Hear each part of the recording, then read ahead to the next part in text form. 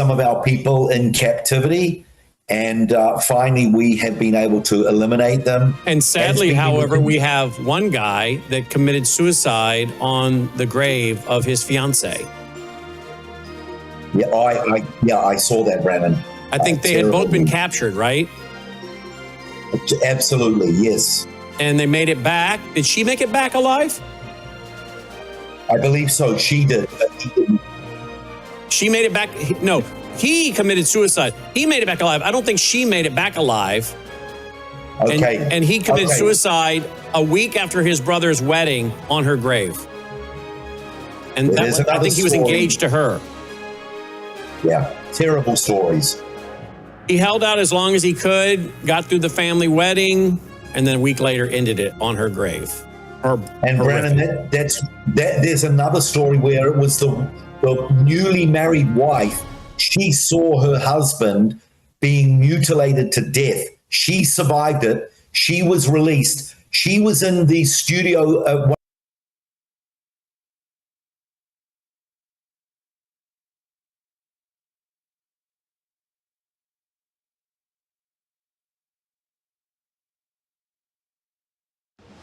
Colonel Rob Maness has a lifelong record of providing dedicated service to this nation. Having worked his way up from the enlisted ranks to full colonel, he served our country for more than 32 years. He has served as a bomber squadron commander, bomb disposal technician, Joint Chiefs of Staff operations officer, assisted the national security team with the campaign plan for the global war on terrorism. He authored the first theater nuclear war plan and served as the vice commander of America's largest airborne intelligence wing. Colonel Rob Maness is a true American hero.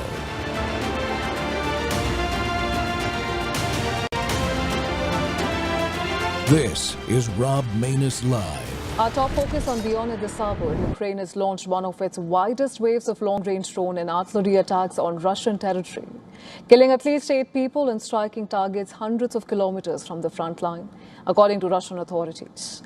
Belgorod, Saratov and Udmurtia regions in Russia had reported the deadliest incidents. 3 people were killed in shelling in Belgorod near the Ukrainian border, while 2 others died after a drone strike hit a residential building in the Saratov region. In Russia's Udmurtia region, more than 1,000 kilometers from the battlefield, 3 people were killed when a drone struck a civilian vehicle. Russian authorities also reported that Ukrainian drones targeted a wild berries warehouse in Samara region, which is 800 kilometers from Ukraine's forward positions, triggering a fire. No casualties were reported from the strike in the warehouse. Meanwhile, Moscow said that its air defense systems has intercepted 635 Ukrainian drones overnight and described it as one of the largest drone attacks carried out by Ukraine in recent months. Ukraine has increasingly expanded its long-range strikes on Russian military, energy and economic infrastructure. Ukrainian authorities state that such strikes are a legitimate response to continued Russian aggression. Kyiv maintains that the continued strikes will increase pressure on Moscow to return to negotiations. But these escalations come as diplomatic efforts show tentative signs of revival. US President Donald Trump recently reversed course and he approved a Patriot air defense manufacturing license for Ukraine.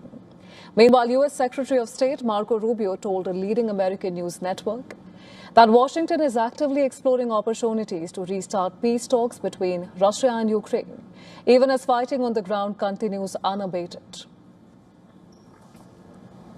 Efforts over the next few weeks to see if we can't restart talks between the 2 sides and bring this war to an end.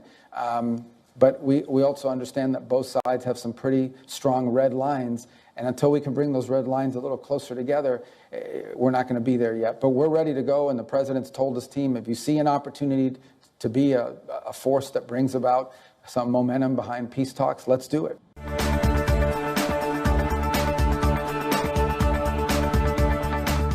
Welcome back to the Rob Maness Show. We're live on Worldview 2 and our X Spaces simulcast. Well, it's more War Monday, and war is still unpredictable. Getting to peace? Well, people are trying. Right now, it looks a whole lot like more war. You just saw Ukraine hit a key strategic Russian bomber base. I think it's called Ingalls 2. It's got Bears and Blackjack bombers there, which are used to drop cruise missiles on Ukraine. A direct strike at the heart of Moscow's long-range air power. It's bold, it's risky, and it's a reminder that this conflict can escalate in a heartbeat. President Trump canceled the planned weekend strikes on Iran, citing diplomacy. Is this a genuine off-ramp or just a pause while the region keeps boiling over because Israel is having to conduct fresh self-defense strikes in Lebanon? Of course, there's a ceasefire there, supposedly, but Hezbollah doesn't really acknowledge that ceasefire between Israel and the Lebanese government. What else do we got here? We've also got the drone attack on a U.S. floating gas storage facility in Egypt, and that has put the Suez Canal itself under threat. The entire map looks like it's powder keg. Every fuse is lit from Southwest Asia to Moscow. And to break all this down with no spin and no filter is a man who's been there and here before, retired special ops pilot, CDM president and CEO, patriot and fearless truth teller, L. Todd Wood, who just got back from Lebanon, I believe. Todd, welcome back. Oh, Rob, thanks for having me on. Really appreciate it.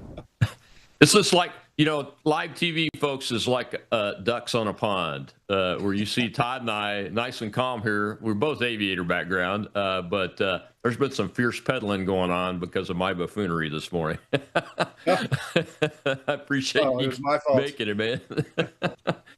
All right, so let's start with Ukraine. Your team and you cover this, I think, better than any media outlet that's out there. So what are they using? This air base is like 1,000 kilometers out past the Urals, right? Ural mountain range, isn't it?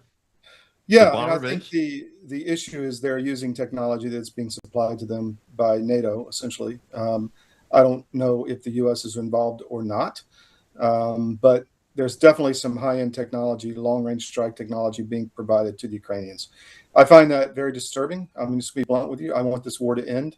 I've been screaming for it for 5 years. It needs to end because you saw this week, Ukraine is trying to combine the Iran and Russian wars because that's a way for them to keep in business. And, they struck a Russian tanker in the Caspian Sea and, apologized for it. But then there's other stuff going on. They want to combine these wars because they see that as a way to continue the spigot for weapons flow, for support. I happen to know, because I have some sources inside, that President Trump does not want that to happen. He wants the Ukraine war to end. He's trying to find a way to end it. I think he has to be bolder myself, but, who am I to give the directions to the president? But I would just say we're done with it. And NATO, you have it, and that's it. And if Russia attacks you, we're not going to support you as an Article 5 because you're providing weapons that are attacking Moscow and very strategic targets inside the Russian Federation. So I'm not pro-Russian, pro-Ukrainian. I'm pro-peace, pro-humanity, pro-Christian. These are two Christian nations fighting each other. It needs to end. And that's my story, and I'm sticking to it, Rob. Yeah, I think you and I are on the same page the president is on. He's always said, hey, this war wouldn't have started had I still been president. Yeah. Because he would have got them together and worked things out. And just because they're in a war doesn't mean we should be contributing any more to it. Do you think that they warned us about the Caspian Sea strikes? I don't know. I don't know what's going on. I know the MI6 in the UK are very involved in this and are driving this. So whether they warned the US, I don't know. I mean, Trump is putting out a lot of, both sides of the coin, if you will. Yeah. I think intentional ambiguity, but the fact is that this could, as you mentioned, seriously escalate very easily because all this thought that we're going to wear the Russians down and the population will overthrow Putin. The exact opposite is happening. Yeah, go ahead. I wanted to ask you because I keep hearing it in the American media from the the neocons. I have to use that phrase because it's easy to know who they are. Even though I've been called one before, I'm not. But the neocon talking heads, former generals usually, are out there. They've all of a sudden started kind of nuancing their discussion about, well, Ukrainians could win this now. Have you noticed that? Oh, big time. My Yeah. colleague Pete Blaber and I we do a podcast every week. He's former Delta Force commander at all levels, and where we have the same view of the world. And we've talked about that over and over. These generals that are captured by the blob, for lack of a better word, that want this war to continue. And this is NATO running this war, and this is, a whole. I think the U.S. has to look at our entire structure in Europe. I think Trump is doing that slowly. You're seeing a lot of moves. I think, was it this week, he turned over something in NATO to the Europeans. I forget the exact title of the office, but that is a process that's going forward. I think it needs to move faster because I don't think they have our best interests in heart, and we don't want to be the backstop for their bad decisions in their warmongering. I mean, we could have a peace treaty. We could go in and say, this is the line. It's going to stay here. Maybe there's a little change on either side. Stop the fighting and let's work out a deal as to where the exact demarcation line is. I mean, that deal could be done, I think. But the problem is now you're getting strikes into Russia at very high value targets. The Russians are feeling it and they're getting angry. And so, along with that strike on the bomber base, there's a refinery close to there, an oil refinery that's pretty dramatic amount of production when you look at the numbers. Put yourself in Putin's place, or the people around him, the Praetorian Guard. They look at further and further strikes into Russia. They say we're winning on the ground in Ukraine. That is a fact. They just took Konstantinovka. I mean, they are moving forward, and Ukraine is not taking territory. They can't stop the Russian advance. So Ukraine is lashing out at high value targets inside of Russia. If you were the Kremlin military planners and you said, well, all these things are being made in Poland or the UK or Germany, we need to take these out. I mean, we're getting close to that point, and I don't want that. And I'm not pro-Russia. I'm just pro-reality. That's what's going to happen. And then you've got World War III, and that's why we can't be on the hook to support Europe for their bad decisions. Yeah, last week, it was reported anyway that some type of Russian asset, I don't know if it was a drone, a cruise missile, or one of their medium-range ballistic missiles, hit Poland. It landed in Poland and detonated, I think. But it was in the field. Doesn't appear that it was targeted near anything substantial. And that's happened before. But when you have the dynamic of firing deep into Russia at strategic targets like the bomber bases and oil refineries, you combine that with, the Russian Navy ship in the Caspian Sea, that's a legitimate target. Even the Iranian cargo ship is kind of a legitimate target, especially from our perspective, if it was bringing Russian stuff there. But the Ukrainians aren't involved in the whole Iran thing. And mixing the two there and then combining it with the strategic thing, it just doesn't tell the truth about what's really happened. And you just did. I was going to ask you about it, about what was still happening on the ground, and the Russians are still moving forward on the ground. Yes. I mean, and there's nothing stopping them. You see a lot of stuff on social media of Ukrainians en masse saying, we're coming for Iran. And I mean, what they had built in Ukraine is a mercenary army. It's turning into a robot army in a big way. It's going to be a very dangerous thing sitting in the middle of Europe. I don't think it's going to be used for good. They've depopulated the Ukrainian. I mean, there's a video out this morning of the bounty hunters coming in to grab a guy in Dnipro, I think, and 3 women in the family come out to save him. They shoot one of the women. They run over the other woman with a car, and they pepper spray the third one. I mean, this is what we're fighting for? This is what we're supporting?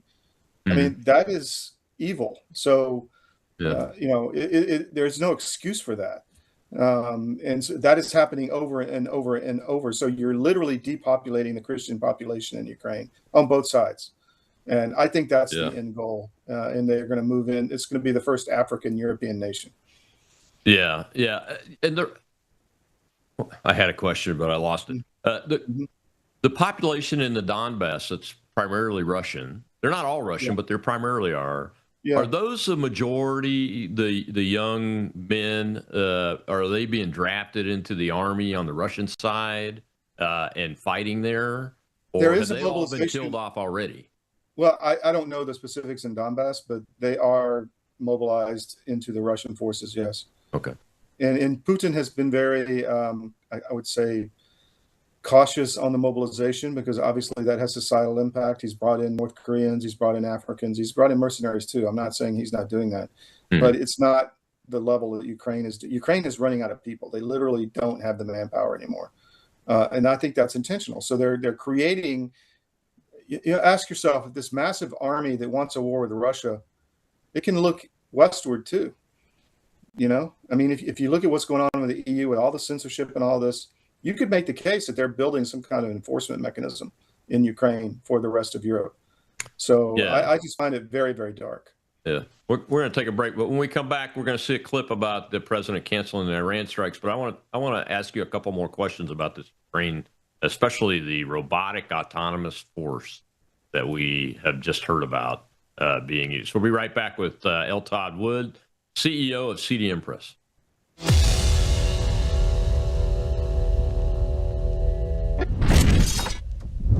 Take a look at the water you just poured. It looks clean. It tastes fine. But what's really in it? Lead, fluoride, arsenic, chlorine, pesticides, PFAS forever chemicals, pharmaceutical residues, and bacteria. Every single day, these toxins flow straight from your tap into your glass, into your family. It's time for Sentry H2O from Worldview Water. Sentry H2O is the ultimate water treatment technology, designed to remove harmful toxins, balance your water's pH, and enrich it with essential minerals like calcium and magnesium, the way nature intended. From commercial-scale systems to whole house filtration to crisp, delicious drinking water right at your kitchen sink and shower, Sentry H2O delivers cleaner, healthier water everywhere you need it. No plumber, no tools, no plumbing knowledge required. Perfect for homes, apartments, rentals, RVs, refrigerators, and more. Because everyone deserves access to clean, healthy water. Visit worldviewwater.net. That's worldviewwater.net. President Trump is pausing massive strikes against Iran, at least for now, but the president cautions all this depends on how quickly a deal can be reached. ABC's Matt Rivers reports from Jordan tonight. Tonight, President Trump backing away from the brink, calling off planned massive strikes on Iran. Overnight Saturday, posting on social media, saying he canceled the attack subject to being able to rapidly make a deal, adding the perimeters of a deal had been agreed to. A far different tone from Friday. We'll be hitting them very hard. And, at some point they're going to say, we just can't take it anymore. But Trump saying that Iran and regional U.S. allies alike had since asked him to hold off, claiming any deal would include reopening the Strait of Hormuz and address Iran's nuclear threat. But nearly 24 hours later, no formal response yet from Iran's government. An Iranian state-run media saying no such deal to reopen the strait had been reached. It remains effectively closed.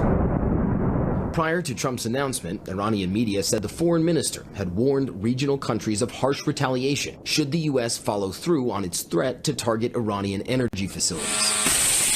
After state-run oil facilities were targeted in a drone attack earlier this week, the renewed Iranian threat sparked Saudi Arabia's leadership to publicly urge the White House to de-escalate after Crown Prince Mohammed bin Salman spoke to President Trump.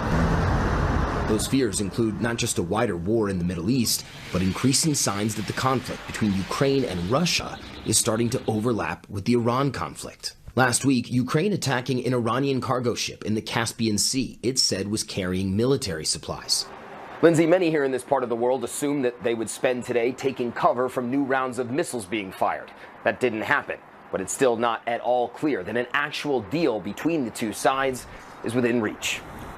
Welcome back to the Rob Maness Show. It's More War Monday, and August 3rd.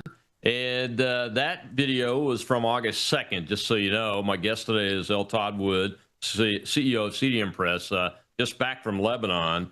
So we'll hear from him on that specific issue in the next segment. But, Todd, what are your thoughts on the president canceling the strikes again?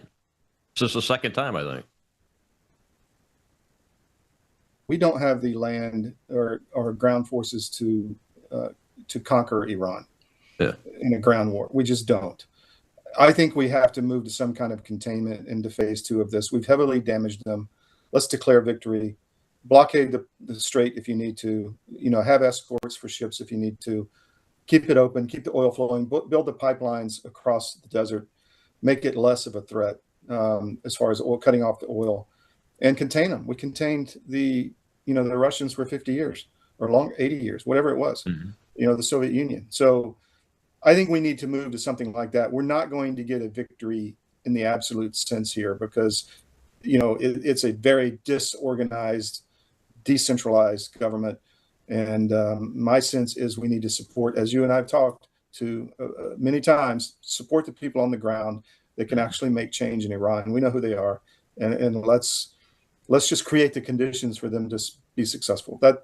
I think that's all we can do at this point. We can't have an absolute surrender. It's not going to happen, in my view. I don't think that. I think that's why it was never one of the objectives. Yeah, as far as I know. I mean, it'd be nice to have. You and I've talked about that. It'd be nice to have. Have you heard about any? Let me pause right there on the Iran thing because I screwed up again, and I wanted to ask you about this report that I saw, but I couldn't confirm it, so I didn't use the video. I saw a video report of Ukrainian combat operation using a combination of robotic and autonomous surface vessels, subsurface vessels, air drones, that kind of thing. And then this new one that was added to it, ground combat robots. And the reporting that I saw said it was they were networked together, and the combat operation that they were involved in was successful from Ukraine's perspective. I couldn't verify anything, so I didn't use the video. But have you heard about that reporting? And have you been your team's pretty good at doing verification on things. Have you guys verified any of this stuff? What I'll say is they are definitely testing and fielding all that stuff and building that capability. I don't know the specific instance you're talking about. I didn't see that, but that is definitely happening.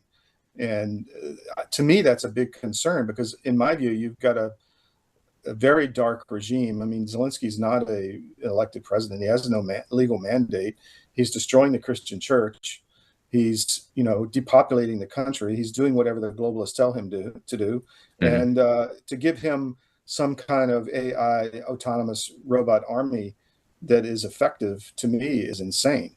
And also, while we're at it, I don't think any licensing of U.S. technology to Ukraine is a good idea either. Because, they could flip that, as Trump said, you could flip that back on you. What is the purpose of that? I mean, let's just back out of that. If Europe wants to continue it, let it have it. And if they want to deal with the consequences of that war, let them have it. But we're not going to come save you again for the third time because of your stupidity. And whatever this is, whatever agenda, whatever dark agenda this is, it's not good for humanity. Yeah, I'm glad you brought up the licensing thing. I thought I heard the president say we were going to license them to produce Patriot missiles. Is that accurate? He said that. I think, look, there's a lot in it. I talked with someone inside as well. There's a lot of, don't believe everything you hear. There's a lot of jockeying for position, and he may have said that. Then he said, well, there's a problem with giving people weapons. They could use them back on you. He's kind of being very strategic ambiguity there as well. I think he may have said, we'll think about it. And Zelensky came out and said, yeah, we're going to do it. So I don't think it's a done deal. I have heard from my sources that Boeing said no. So we'll see. Yeah, I mean, he's doing a similar thing with the Turks and the F-35.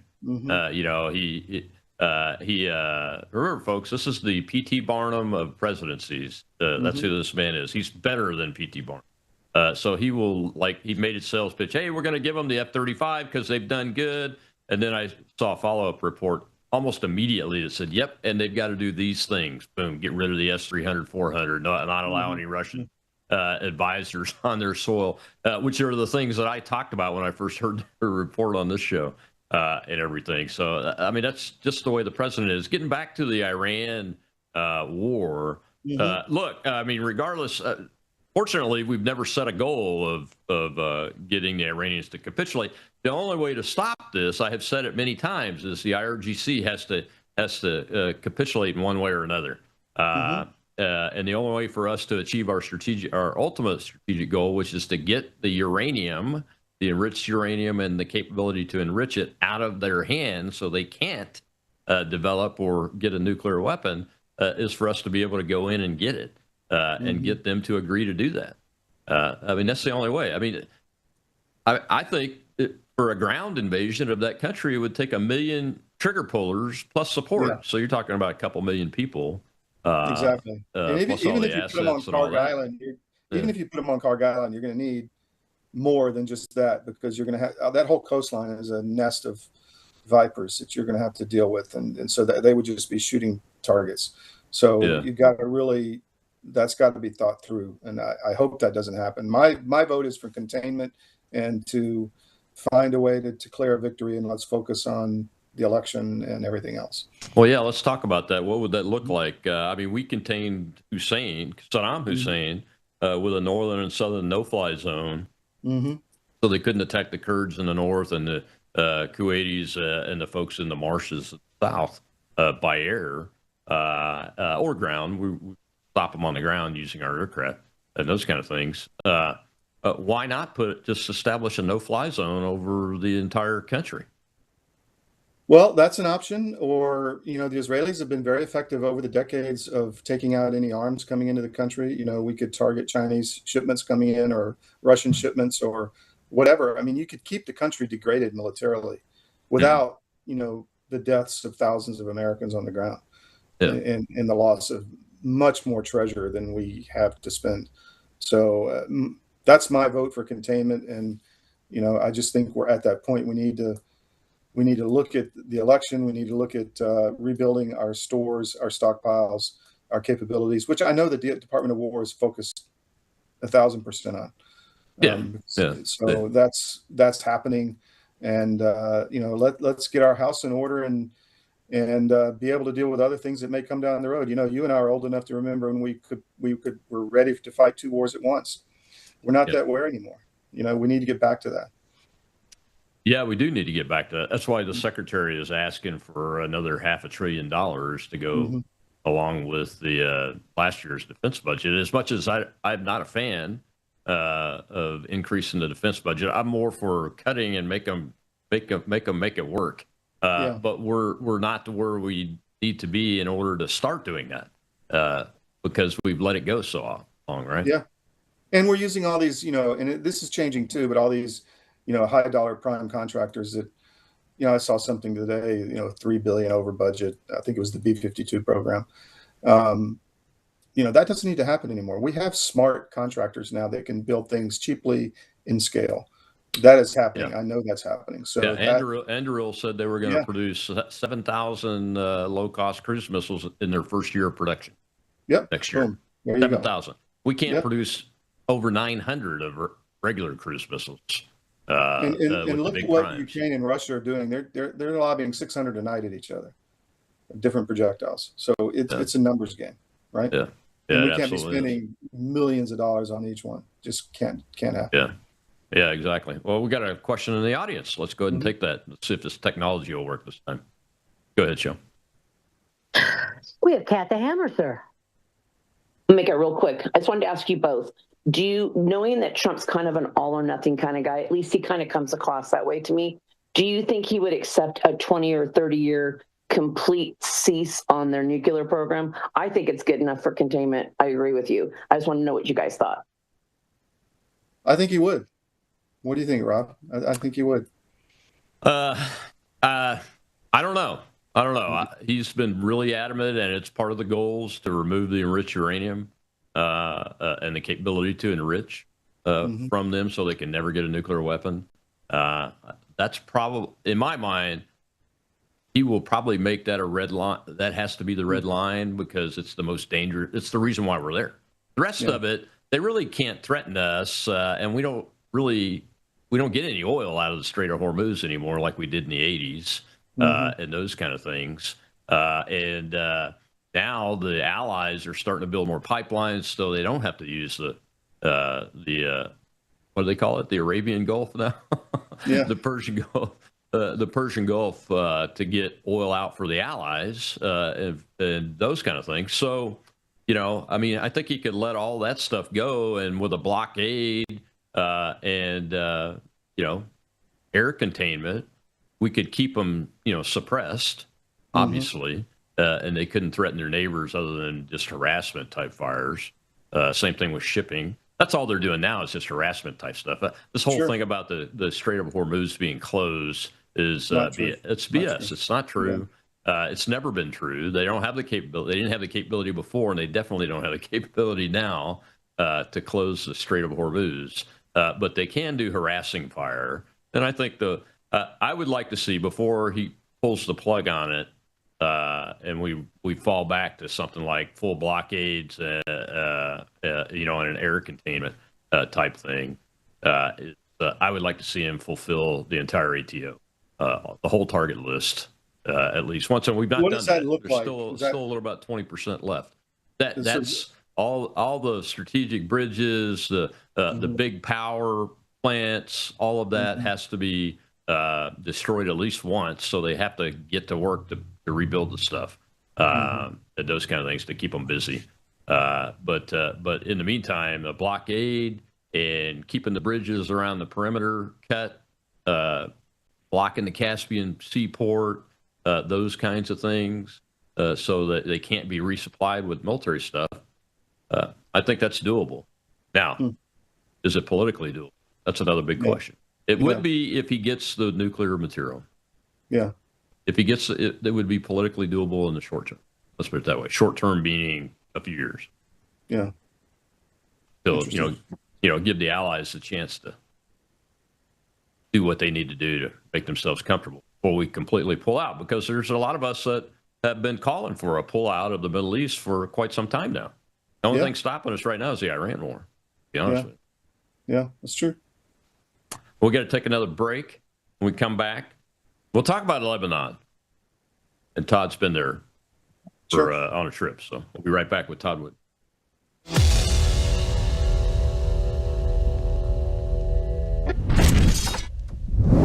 At a certain age, you stop chasing younger. You start protecting what helps you feel steady, strong, and well. Your body's collagen matters. It supports the structure of your skin, joints, and connective tissue. But as the years go by, your body needs more support from the inside. That's where Bella Grace Elixir comes in.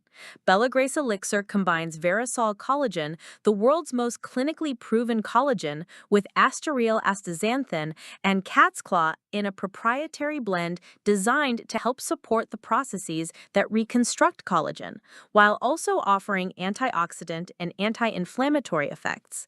And this isn't just for women. It's for men and women who want to age with more confidence, more care, and a daily wellness routine that supports the body from within. One simple elixir, thoughtfully formulated for whole body wellness. Take care of the body that has carried you this far. Order Bella Grace Elixir today at melissahousebg.com. The Israeli military has said that it has killed several Hezbollah fighters in southern Lebanon and that an Israeli soldier was injured there despite a ceasefire being in place. Well, in a statement, the military said that it identified Hezbollah fighters inside what Israel describes as a security zone and carried out strikes to, quote-unquote, remove the threat. The statement added that the Israeli forces will continue to operate to remove any threat to its soldiers, and it will not allow the Hezbollah to arm Israeli civilians.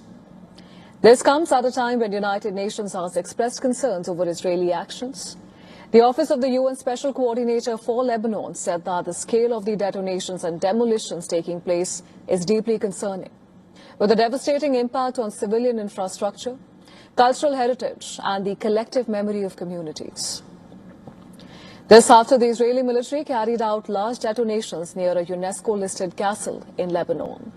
Israeli Prime Minister Benjamin Netanyahu's and Defense Secretary Israel Katz said that the army destroyed terror tunnels in the Beaufort area using approximately 700 tons of explosives. Beaufort Castle was added last week to UNESCO's list of World Heritage in danger. A US-sponsored framework agreement signed by Lebanon and Israel in late June. It aims to end hostilities with Lebanon's army to disarm Hezbollah and the Israeli military to withdraw from pilot zones inside Lebanon, where Lebanese forces will subsequently deploy. Hezbollah has repeatedly rejected the deal and refuses to disarm, while there is no timetable for Israel's full withdrawal.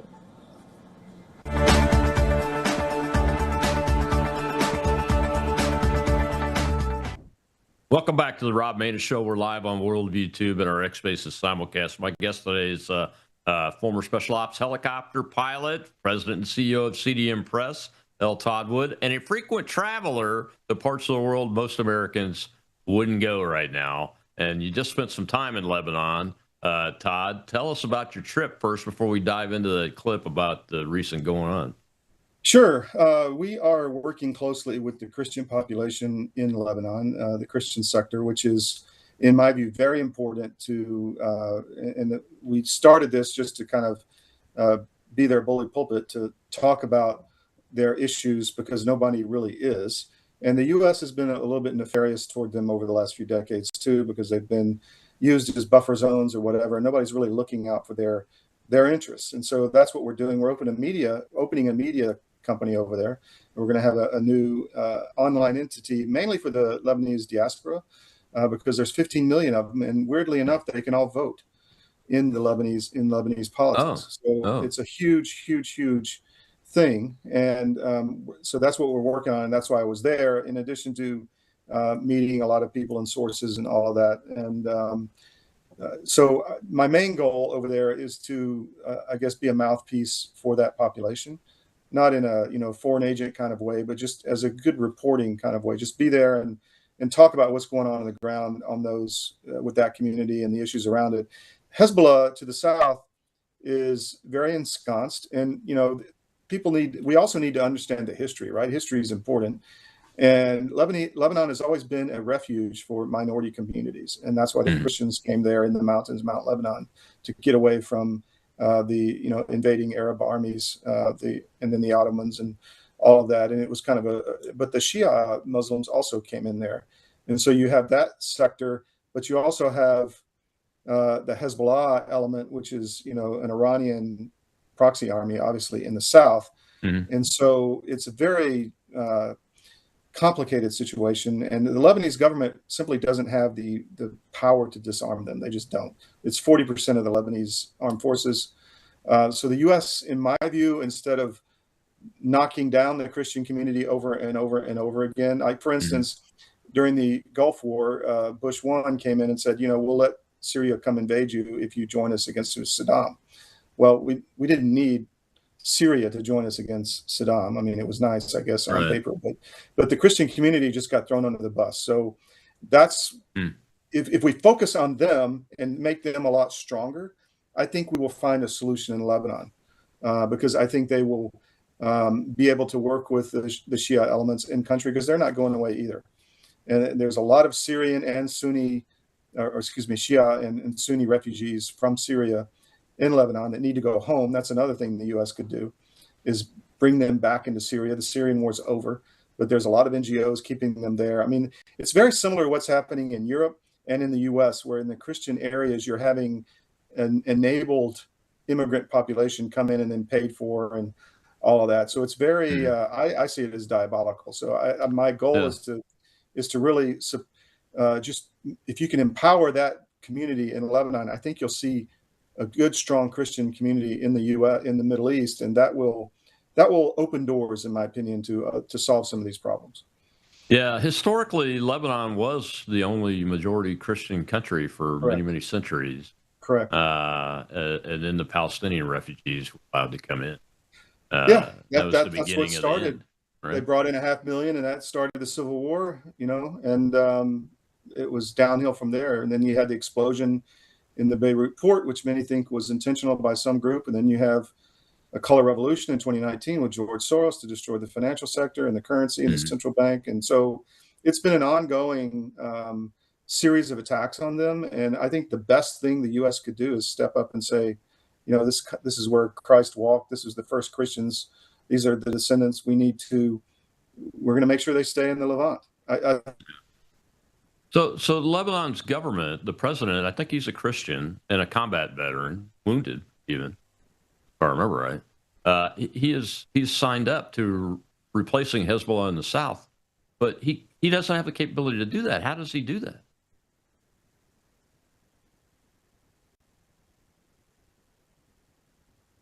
Oh, I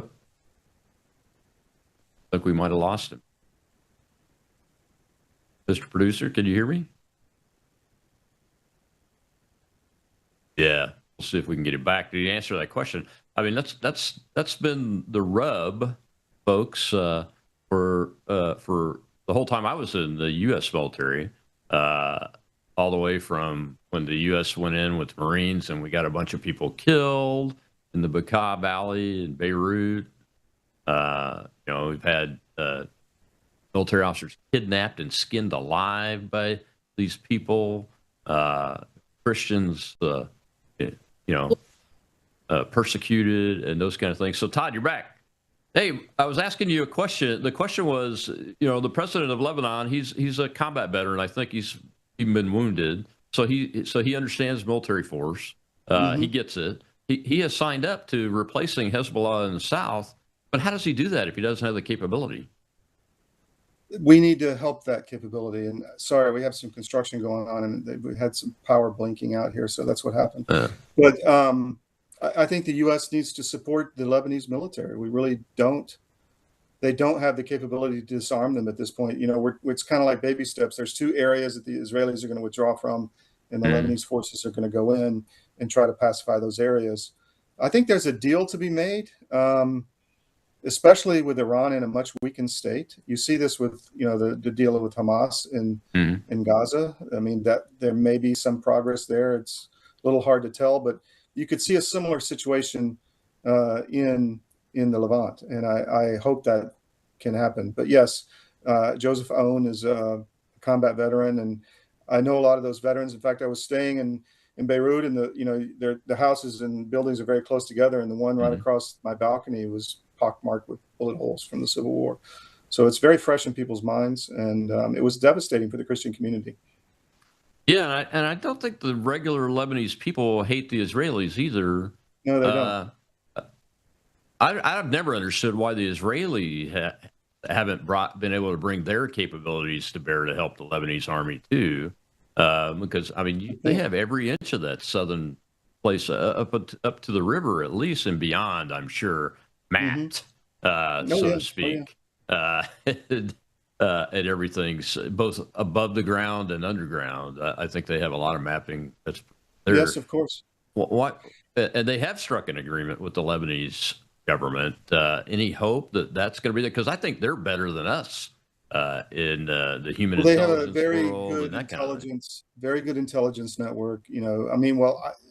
Lebanon is not a sovereign country. I mean, I was there, and I put it on X a few times. There's an Israeli drone flying overhead the whole time I'm there, eating dinner outside the cafe. I mean, they're surveilling constantly. So it is, the Israelis have the capability. I think there needs to be a way to give sovereignty to Lebanon, but also deal with the threats militarily. I'm not sure exactly what that looks like, but I do know that strengthening the Christian community is a big part of that, because you're right. They're not anti-Israel per se. They don't want to be used as a buffer zone and to accept like another million refugees. It's going to harm their demographics and their power structure in the country.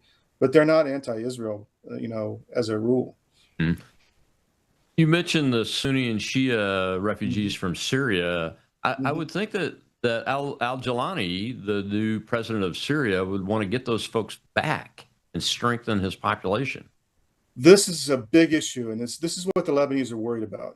I'll tell you right now, there's 2 million Sunni refugees from Syria in Lebanon because of the Syrian civil war that were fleeing the Assad regime. They're paid to stay there. They don't want to go back. Lebanon's a beautiful, very nice, sophisticated, nice place for the most part. And so they don't want to go back. And one of the big things the U.S. could do is say, you're going back. We kind of control Golani, I think, or al-Shura, or whatever his name is. But yes, you would think he would want those people back. And the Lebanese are very worried about that because like a lot of the Latins and other immigrant communities in the U.S., the Shia and the Sunni are embedded throughout all Lebanese society, cutting the grass, doing things that need to be done, and because a lot of them are on the dole or whatever, and so it's a big problem. They're scared that it's essentially a jihadi network in country that needs to be returned to Syria, and I hope. Yeah. So does Hezbollah recruit from these Shia refugee populations? I'm assuming Hezbollah is mostly Shiite. I'm told that's a spy network, right? Yeah. Because if you've got Shia throughout the communities doing, embedded in the Christian community, because Christians have all the money, right? Because they're successful, they're entrepreneurial. The other populations don't. Now, that's not a hard and fast rule. There are some very big oligarchs in the Shia and Sunni communities in Lebanon, but for the most part, the Christians are the ones that are economically self-reliant and successful. So yes, they're worried about that as kind of a spy network throughout their whole community as well. Yeah. You don't think that there's going to be any plans to put like U.S. peacekeeping forces in place? I mean, the UN's tried that stuff in southern Lebanon for decades now. It's an absolute failure. I mean, Hezbollah puts their capabilities underneath their foxholes. Yeah, it's. I hope we are smart enough to not do that anymore. Look, you mentioned it. The Christian, they're fighters. I mean, they're fine with protecting themselves. You just got to make them stronger and stop trying to weaken them, and stop trying to weaken their economy. Because you've seen, if you look back through history, in the 70s, there was no problem with a lot of this stuff when you had a strong Christian community. So you move back to that when you started weakening the Christians. That's when all this other stuff started happening. So Absolutely. my sense is, if you can make that community stronger, keep them in the structure of power in the government that is, you don't have to give all the power to them, but keep them in a majority, power position, then I think a lot of good things will happen. Yeah, I think so. It's just a matter of, we just have to do it. Have to get it done. All right, we got to take one more break. When we come back, we'll see a little clip on the way back in of the Egyptian port where a U.S. gas holding platform was struck along with an Egyptian LNG, liquefied natural gas transport ship. They think by a drone. We'll be right back with L. Todd Wood.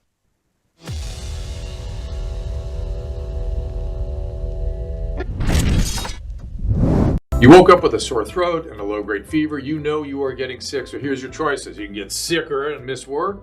Try to see a doctor this week, or sit hours in a crowded waiting room at urgent care. I have a smarter option for you. Open your medical emergency kit. Match your symptoms to doctor-recommended prescription in your booklet and take the right meds now and get well faster. This is not a first aid kit. It's like having an urgent care in your home. It includes doctor-prescribed medications to treat over 39 medical issues like respiratory infections, strep throat, pneumonia, UTIs, and more. No waiting to see the doctor and no standing in line at the pharmacy. It's right here. Every home should have at least one medical emergency kit, and here's how to order. Go to worldviewhealthcare.com. Your kit to treat dozens of common and serious illnesses is rushed to your door. worldviewhealthcare.com. That's worldviewhealthcare.com. The emergency kit available at worldviewhealthcare.com. Make sure you don't have to go to urgent care. I got pneumonia. I didn't have to go. I took this last year. Stayed at home. Went to bed.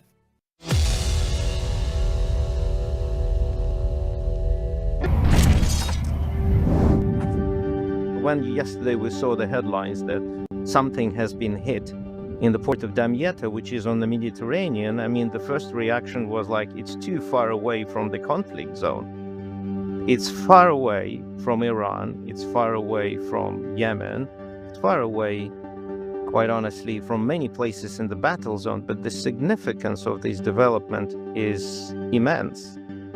What was happening in the past 6 months when the US attacked Iran and Iran retaliated was that the military actions have shut the Strait of Hormuz. The Strait of Hormuz in the Gulf is the world's most important oil evacuation route. It is responsible for roughly 17% of global oil supply. Saudi Arabia was preparing for this crisis for many, many years, if not decades. Because Saudi Arabia strategically has built a pipeline towards the Red Sea. So Saudi Arabia was able to reroute oil to the port of Yanbu on the Red Sea. From there, it was sending tankers down south to supply Asian clients via the very narrow Bab el-Mandeb Strait. Now, the problem became even bigger when the Houthis said they would join the fight, attack Saudi Arabia, and we've seen drones and missiles being fired at various tankers in Bab el-Mandeb. As a result, the only safe route Saudi Arabia was left with was to send oil up north in the Red Sea towards the Suez Canal in Egypt.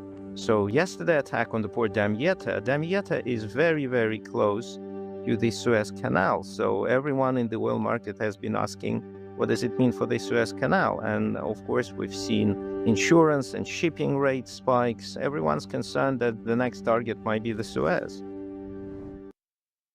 The Rob Maness Show. It's More War Monday. We're live on Worldview Tube and our X Spaces simulcast. And my guest today is CEO of CDM Press and a former Special Operations helicopter pilot, Todd Wood. Todd, Damietta, I don't think a lot of people really understand this, but Damietta is a port on the Mediterranean Sea in Egypt. It's not in the Suez Canal, and it's not in the Red Sea, and it's well beyond where the Houthis have been. So whatever hit this platform and that ship had to get past a lot of air defense capability.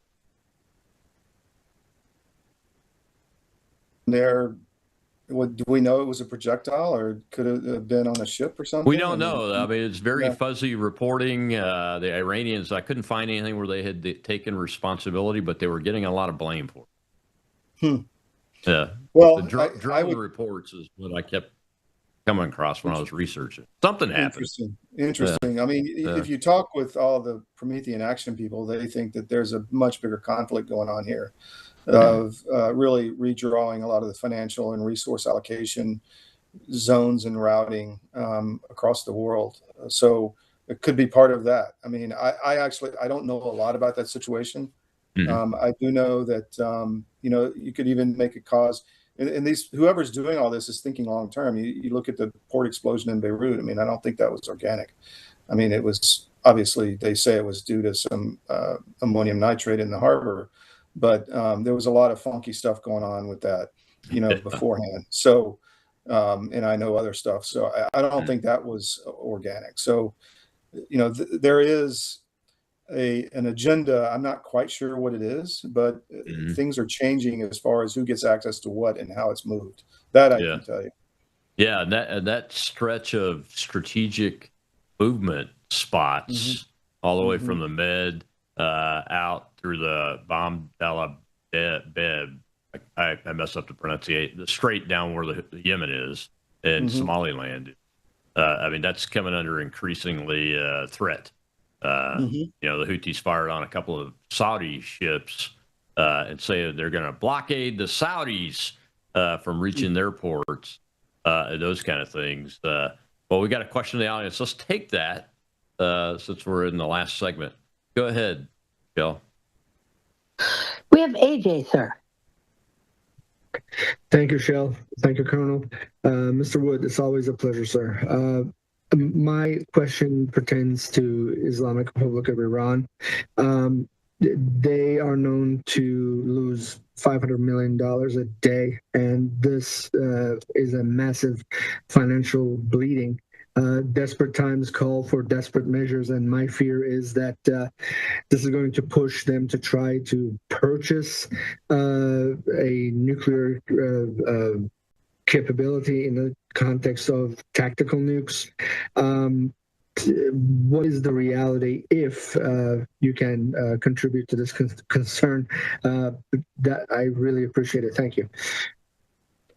Well, I think that's a possibility. I mean, I wouldn't put it past the Iranians. I think the president obviously knows a lot more than we do, and has probably taken all of those possibilities into account with what he's doing. The Khan network out of Pakistan is, shut down, but I'm sure there are other avenues.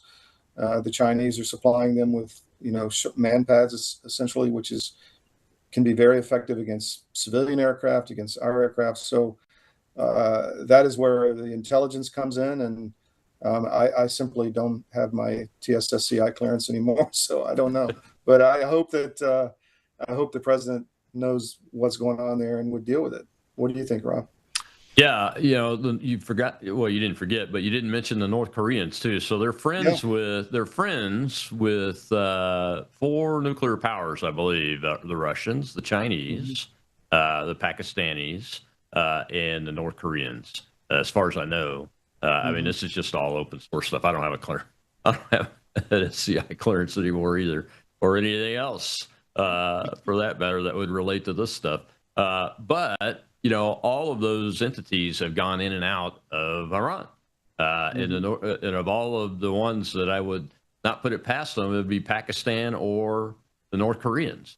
That's what I was going to say. The Russians and the Chinese wouldn't do that, but it's possible. I would say primarily some type of Arab route or Central Asian route. That would be my guess if that did happen. Yeah, we got to remember the Pakistanis hid Osama bin Laden in a villa a stone's throw away from their national military academy. Fortunately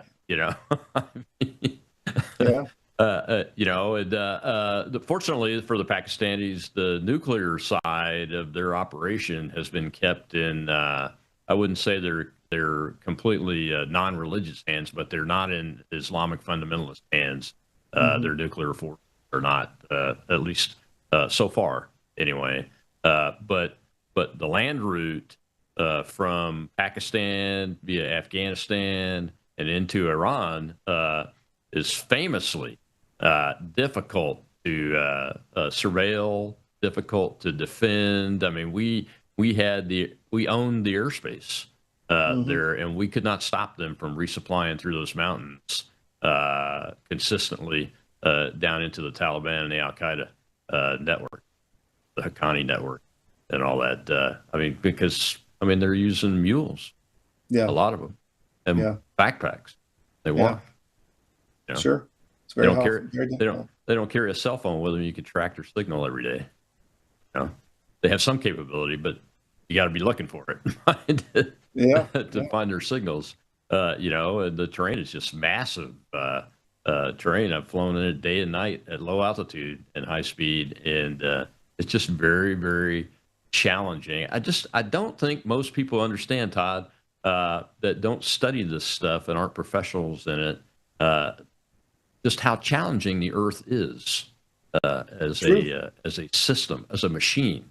From the weather, obviously the climate change nets think that man's activities can affect the weather systems. And flying low level, at night in the mountains in bad weather is a young man's game. Yes, it is. Yes, it is a young man's game. But it's like finding a needle in the haystack unless you've got like a spy sitting on the guy that's carrying the backpack with the bomb in it. Sure. Because that's literally what they would have to do, and the capabilities are there around the world. So is it possible? Yeah, they're fanatics. I don't think they'll ever stop trying to get a nuclear bomb of some sort. The question is, do they have them now? Where they just hadn't been able to mate it to deliver a reliable delivery system that was accurate enough for them, and we disrupted it, or are they going to buy one, or are they planning on buying one from North Korea and transiting it through Pakistan and Afghanistan? There's a lot of big questions in that, but they're all possible to do. Sure. Yeah, I don't think there's any doubt about that. Of course. Yeah. So with this hit on the LNG platform, the U.S. one, and the tanker out there, the Egyptian tanker, the Houthis have never fired anything from their range past Israel that I'm aware of. Have they ever been? I don't know. Yeah. I don't know. They would be the likely source, but other than any other kind of ingress route, I'm more devious than that. See, I think it's probably a container, either at a dock, or on a ship, somewhere close enough where it would be underneath all the radar. I would think you're probably right. Yeah. Because these things are just so easy. That's the other thing. What's your take, real quick, before we get to the end of the last minute here? What's your take on our drone capability. It's been about, I think, probably 6 or 7 months since we talked about that, or our drone defense capability. Have we seen any improvements in actuality on the ground in the combat zones, or are we still pretty much where we were at?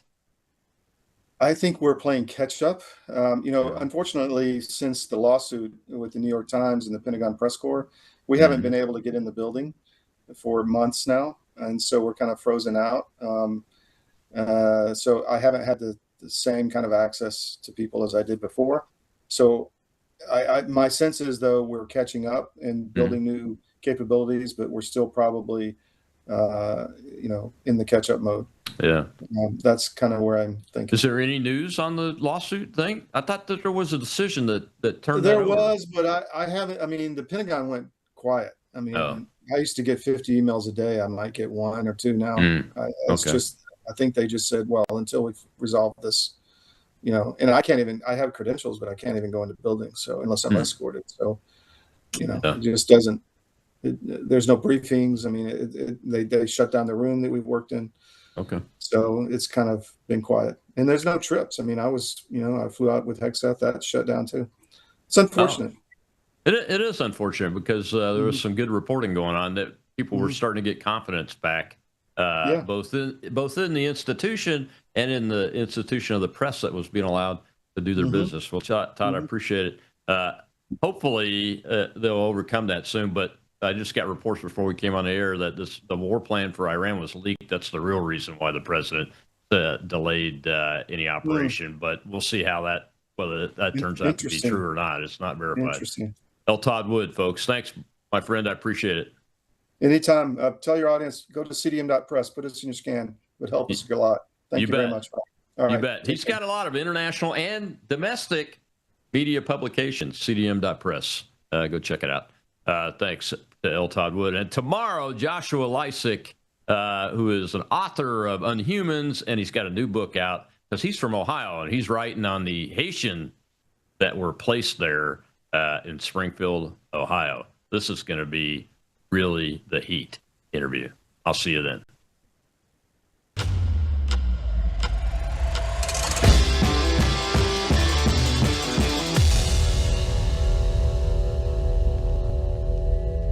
You've heard of glutathione, the body's master antioxidant. It fights free radicals, boosts your immune system, and powers every cell in your body. But here's the problem. Traditional IV glutathione treatments, they're expensive, time-consuming, and they break down in your body in just 90 minutes. That means repeat visits, repeat needles, and repeat bills. There's a better way. It's called NutraSwish. NutraSwish uses hydrostat delivery, micro-sized glutathione particles your body absorbs more efficiently with a sustained release that keeps antioxidant protection working hour after hour. No needles, no clinics, no sky-high costs. Just swish and go. Every dose delivers a powerful blend of glutathione, L-cysteine, vitamin C, and curcumin, supporting your immune system, fighting inflammation, and helping your body produce natural energy from the inside out. And it tastes great, with a pleasant hint of peppermint. Whether you're battling fatigue, supporting your immune health, or just want to feel your absolute best, NutraSwish makes it simple, affordable, and convenient.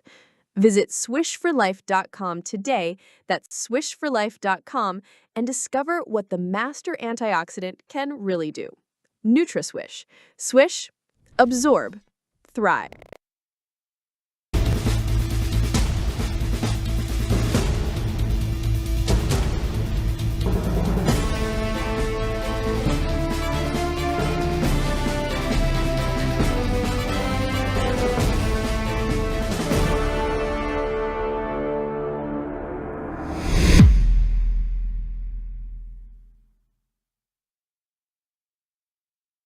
Welcome to the 5th episode of Islam Questions and Answers. I am your host, Farah Prudence from VoxPopuli.News.net, and with me is my forever amazing co-host, Miss Inez Annie Cyrus.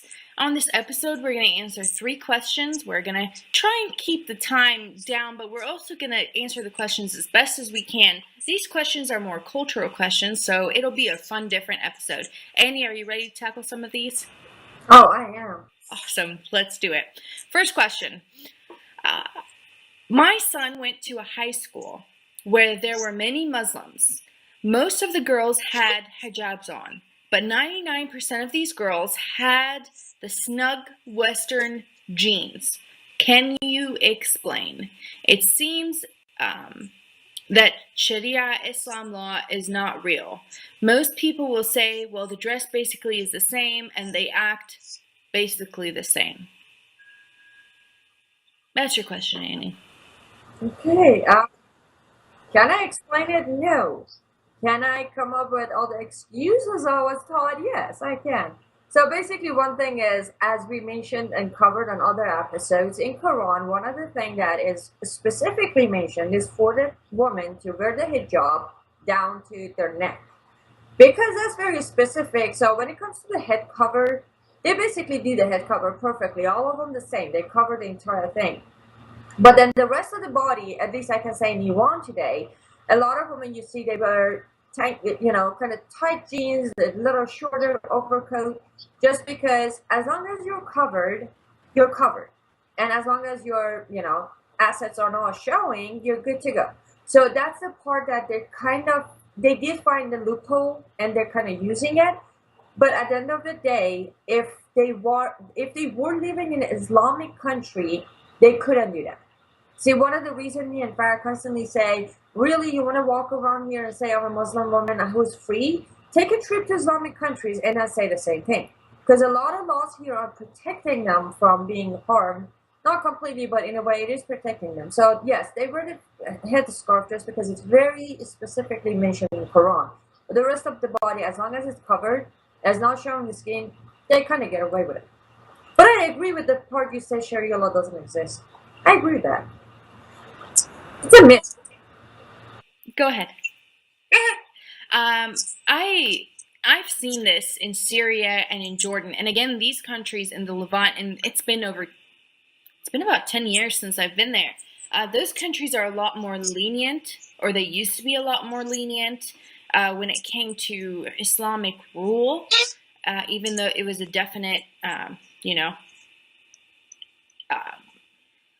it was a definite player in the culture and in the government. They just weren't like Iran.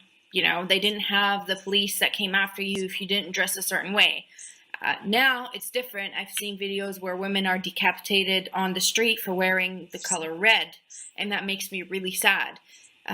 But it's exactly what Inez said. You see, when Islam, if you want to talk about the religious parts of Islam, like covering up for modesty, which it's not for modesty, and like Inez said, you can visit our previous episodes where we actually went into hijab in detail as to why it is getting worn, or why it gets worn, and what the symbolism of it is.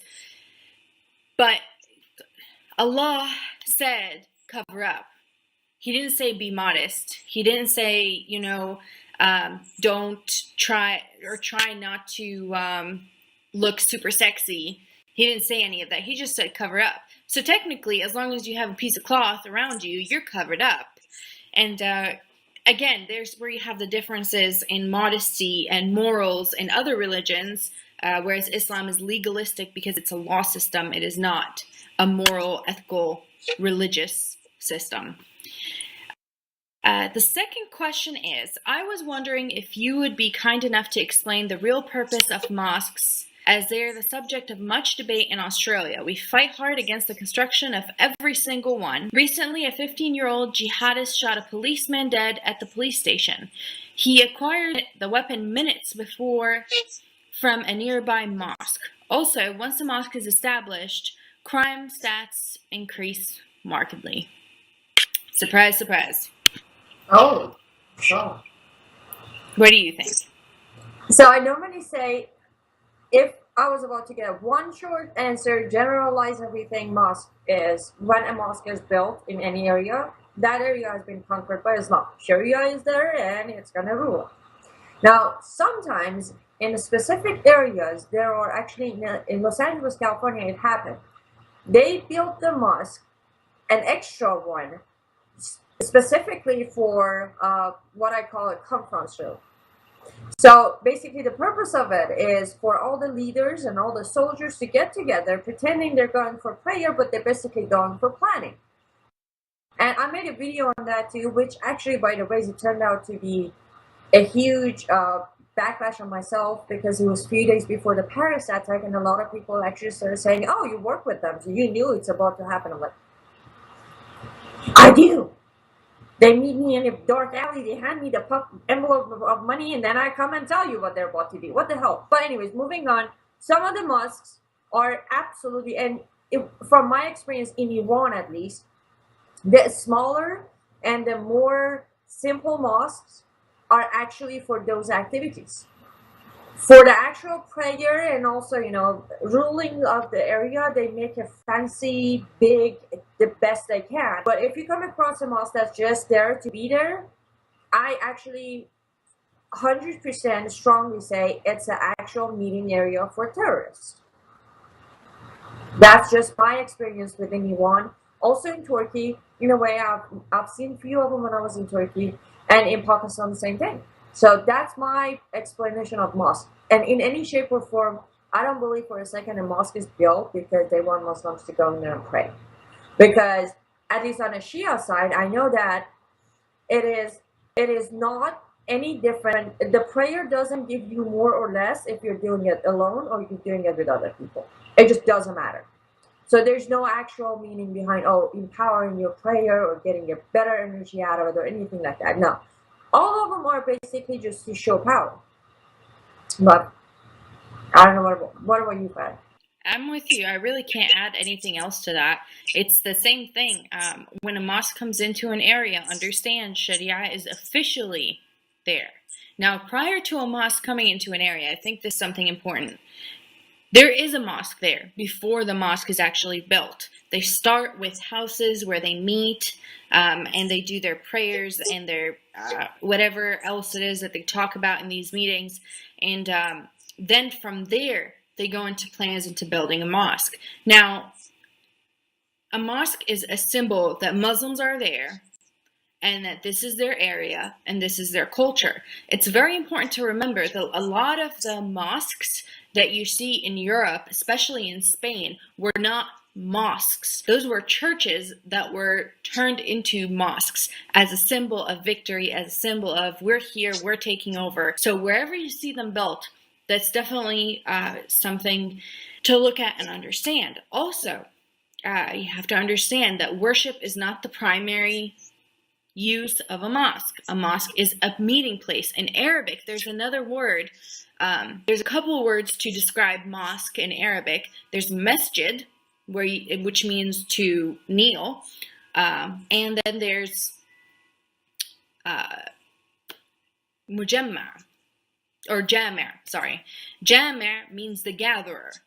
It is important to know that Muhammad and a lot of his caliphate and a lot of his brethren did a lot of their military planning in the mosques. The mosques are a place for meeting for military, for laws to be issued, for judgments to be executed. It depends on the community, how Islamic it is. Like, for example, in Iraq right now, they don't need to execute judgments in mosques because they have the public square. But in places where they don't have a public square, if you and your wife are fighting, you're going to take her to the mosque. Well, if you do take her to the mosque, you're going to take her to the mosque, and then you're going to talk to the sheikh there.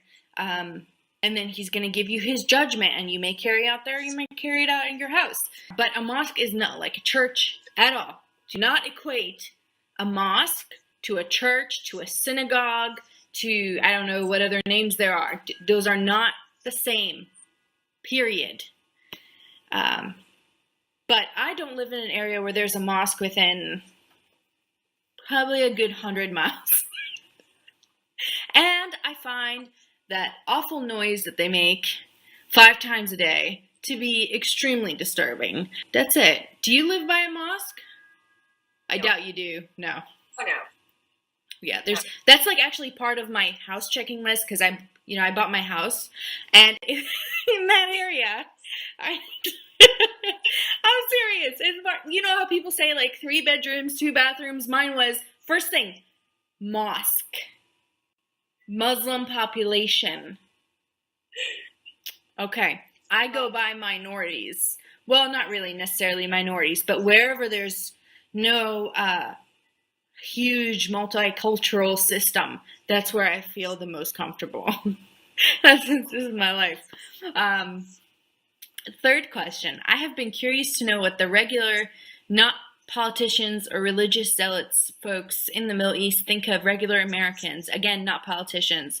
What do you think can be done to help both groups of people to be more understanding and accepting of one another? So the first question is, how do they feel about American people in Iran? Oh, I have answered that before a few times. Just normal people on the street who are not extremely involved with the government or extremely involved with Islam or any of that, they actually think of American people as cool.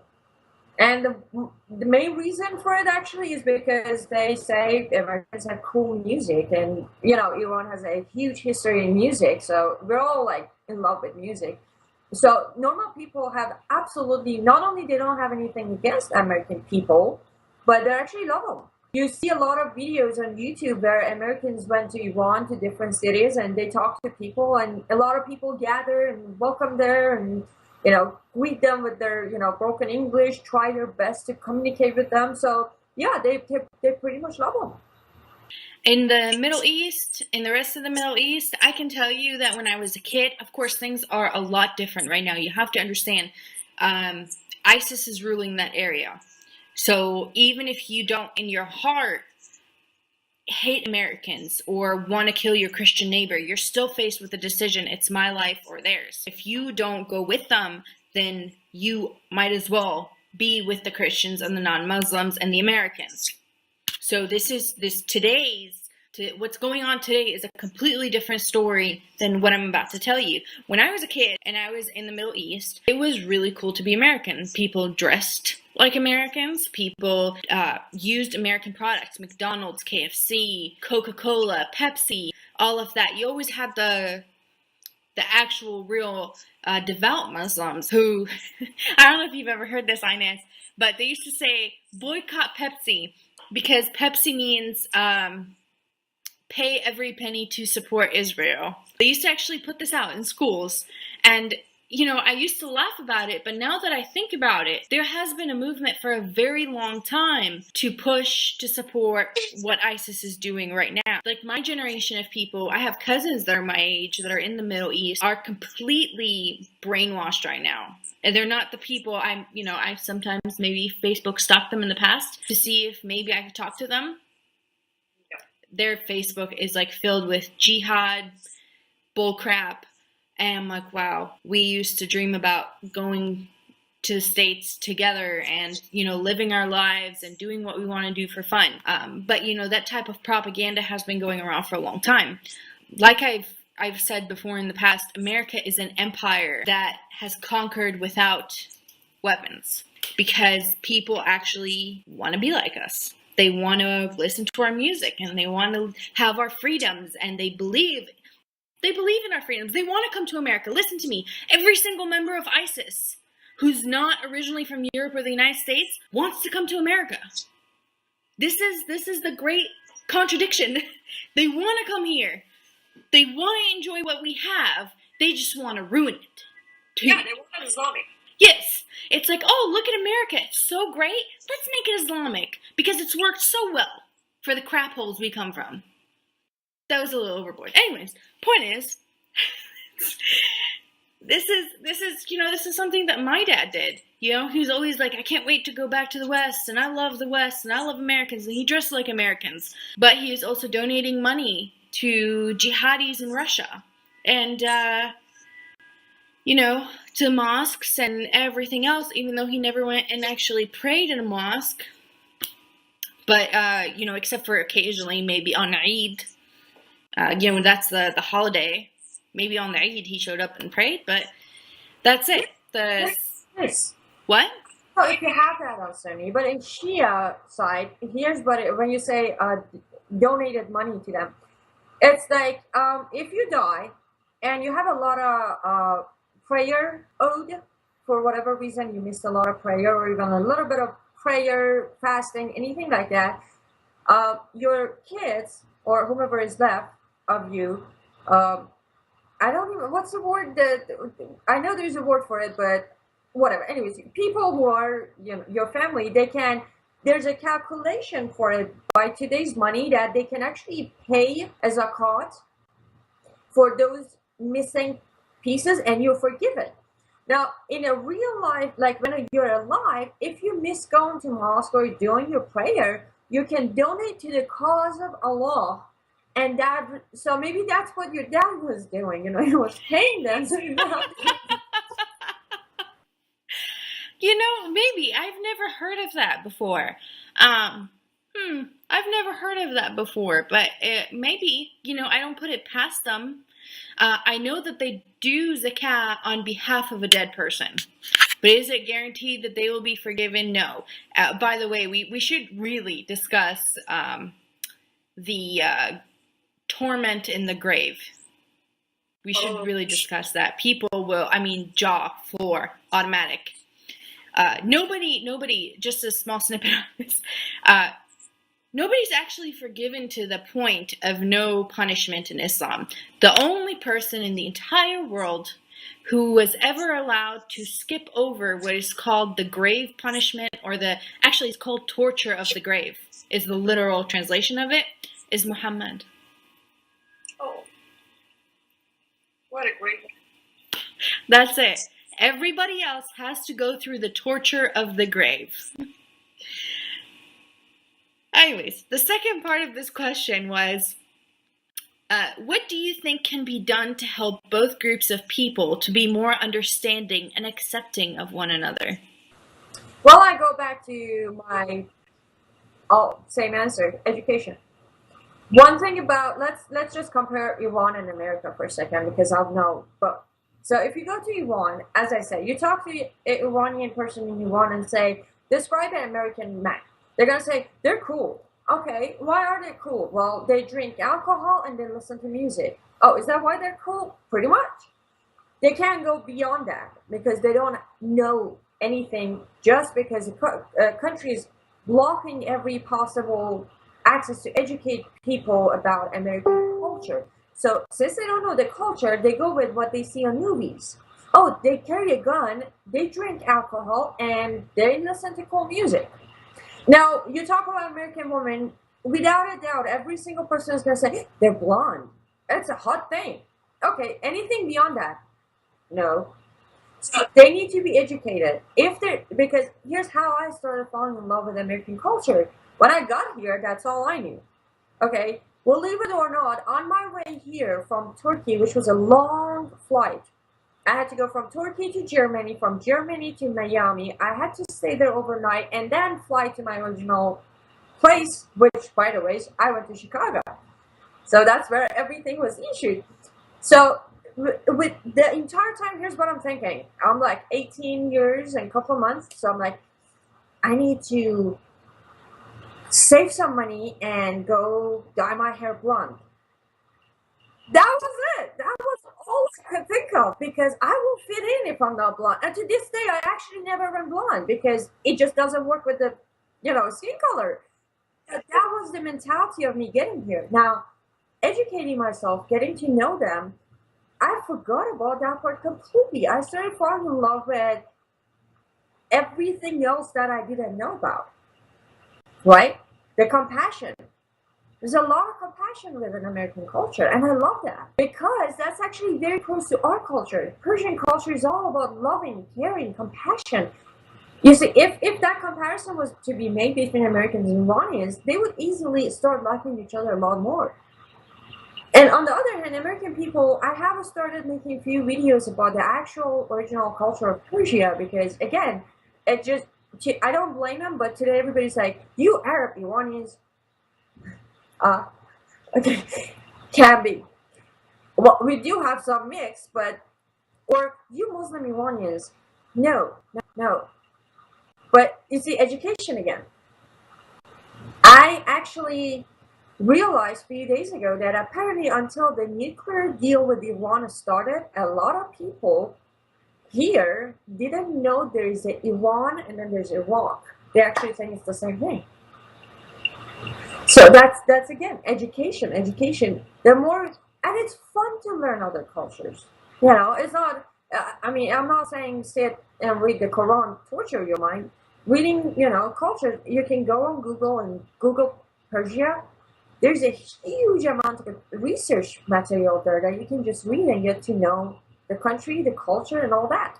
So I'm not gonna just I can keep going. I can keep going when it comes to that. But I would say the answer is education. We need to educate ourselves on all different cultures, because it's not about religion.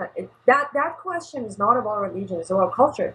Now, because of Islamic government in Iran, they have to set everything about American culture. They have. But if anybody could educate themselves in the reality of it, then they could just ignore what government is telling them. So, would you say with, let's talk about Iran exactly, with the Islamic rule on Iran, is there a way, and I want to use the exact words of the question, is there a way that Islamic Iran, Islamic Khomeini could be more understanding and accepting of Americans in the West, or anybody who follows him in Iran, which is it's a good part of the population that is Islamic. Is there any way, without taking that Islam elephant out of the room, is there any way that Islamic Iran can accept and understand Western culture? No. Reason. One, you can't take that Islamic elephant out of the room. As soon as you do that, you took Khomeini, and the brothers out. Because that's what they breed. They breed Islam. Secondly, every single aspect of Western culture goes against Sharia law. In Western culture, you are taught, you are raised to know that you respect women. In Sharia law, you grow up to know woman is a piece of property. You see? No, sadly, very sadly, not a possibility at all. We can't achieve that. I'm gonna have to agree with you. There is no acceptance and understanding, even on my side. I'm gonna talk about my side to begin with. There is no scenario, there is no way on earth, there's no way in heaven or in hell that there is any chance that I would be accepting of Islam. There's no way. There's no way that I could ever be in a room with a Muslim and say, I'm okay with everything you do. It's a moral handicap to do that. It's not like, okay, so I'm a devout Christian. Everybody knows this. It's not like putting me in a room with a Buddhist. I can disagree with them. I can disagree with the Buddhist, and we can still be like this. We could be like, everybody knows Inez. Nobody knows whatever she has going on with her faith or lack thereof. But her and I are like this. I can't be like this with a Muslim because I can't agree with them on what they believe in. It's morally and ethically degrading for me to say, oh, okay, y'all just go over there and do whatever you want to do, and I'll be here sitting happily, and we'll just be okay. It's not going to happen. So that's on my part. Definitely on their part, it's not going to happen, because here's the thing. Like we said before, we just answered the question. They want everything that we have. But then when they find out how we have what we have, women's rights, children's rights, minorities' rights, okay, let's not call black people slaves. Like, how about that? Let's start with that. The Middle East, when I was 6 years old, I did one of these. I was just fresh out of the United States, and there's not a huge population of black people, and a Sudanese guy was walking across the street, and my dad's sister cross the street from him so she doesn't have to walk on the same side. And I said, why do we cross the street? We need to be on the other side. And she said, in Arabic, she said, La abid ma bidna nimshi jambo, which means, no, if it's a slave, we're not going to walk next to him. And he's not a slave, but they still dub them slaves because it's part of the flipping thing of Islam. And again, it's not written anywhere that all blacks are slaves in Islam. No. But it's also not true that Islam bans slavery. Please understand this. Some of Islam's most prominent merchants traded in slaves, and they had Muslim slaves. So, no, I don't think there's any way we can accept it without Islam. If Islam is gone, then I think there would be a lot more harmony. I think that if people understood, like what Inez said, where they come from, what their culture is, what their heritage is, then I think everybody would be in a better boat and we could understand, because then the differences are just cultural. You just have different music, different food, different taste, different way of life. It's not ethical or moral. And that's where the tension and the problems come in, is the ethical and the moral questions. And we answered this in the last video, Inez, with a soldier that actually is facing a lot of problems right now with the military because he stood against the boy rape in Afghanistan. So how can you accept that? How can you be okay with it? Are you going to change your morals? Or are you going to wait until they change theirs? Well, you see, it's not about changing. I'm all about changing. But when it comes to Islam, it's not that you change your morals, it's you kiss them goodbye. Yeah. And I don't think anyone who has experienced Western life can ever get to that point. Don't get me wrong. Yes, I have actually had this argument that, oh, you generalize. No, we do have serial killers. Yes. We do have psychopaths. Yes. But numbers are not high. And secondly, they're not doing it because they were taught by culture. They're doing it because they were either born with some sort of cuckoo crazy up there, or they went through a tough life and they decided to turn into who they are. That's a difference. You know, in West, we do have robbers, we do have rapists, all of that exists. However, there are laws against them. So we are protected by our government. When in Islam, they are taught to do that, and victims are not actually victims. They're just going to do it. You see, that's a part that people need, because I had this new argument coming my way that, well, we have rapists here too, well, we have robbers here too, da da da da da. I'm like, well, but you need to know the reason behind it. And if you're going to deny the fact that there are two hugely different reasons behind why Muslims are doing it than why Western people are doing it, then unfortunately, nothing I can explain that would change your mind. And unfortunately, you'll be the very first victim of Islam when they come to you. Because you're going to go into the same denial. You're going to sit in the same room and tell them, okay, you do what you do. Guess what? What they do is rape you and chop your head off. So you become the first victim. You hit on something amazing, because it's true. A lot of people say, well, you know, ISIS is like the KKK. Stop. The stupid has to stop coming out of your mouth. ISIS is nothing like the KKK. Not that I agree with the KKK, but here's the thing. Our entire American society frowns upon the KKK. There is no way that the KKK could release a video that would go on national news, that would be broadcasted as an educational video, where a little KKK white, blue-eyed, blonde-haired child is stabbing a black doll, and that would be okay. There isn't. There's no way that would be done in the middle of a schoolyard and people would be taking pictures and saying, oh, look how cute little Tommy is, whatever the name is. There is a huge difference. We call the rapists and the psychopaths and we lock them up in jail, or we put them in a mental ward. We don't celebrate them. We don't throw parties when our kid straps bombs on themselves and goes and blows something up. There's a huge difference.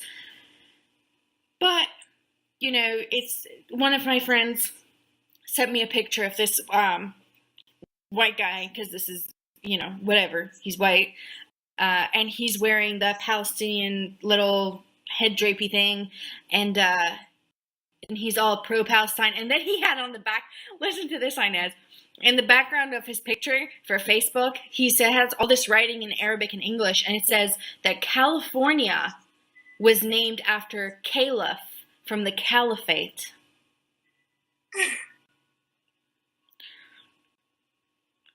Just when I thought that I've heard all of the stupid that could come out of people's mouths. Don't ever think that. California is Islamic because it comes from the word caliphate. Wow. Just because it sounds the same, it doesn't mean the same. Mm-hmm. Yeah. You see, it goes back to what? Education. Educate yourself. Look at the spelling. Just because you can say it doesn't mean you know what it means. It is education, and that's a huge part of it, because if I could ask anything of Westerners, even though I consider myself a Westerner, stop blaming yourself. You are not the root of all evil in the world. You did not cause chaos in the Middle East. It's been a crap hole for a long, long time. It's been wars for a very, very long time, long before America was even a thought. 1,400 years ago, the Muslims were still killing people, and America and England, and none of them had anything to do with it. None of them, period. So stop demonizing yourselves, stop blaming yourself, and stop with the white guilt crap. It's getting old. Let them take responsibility for what they do.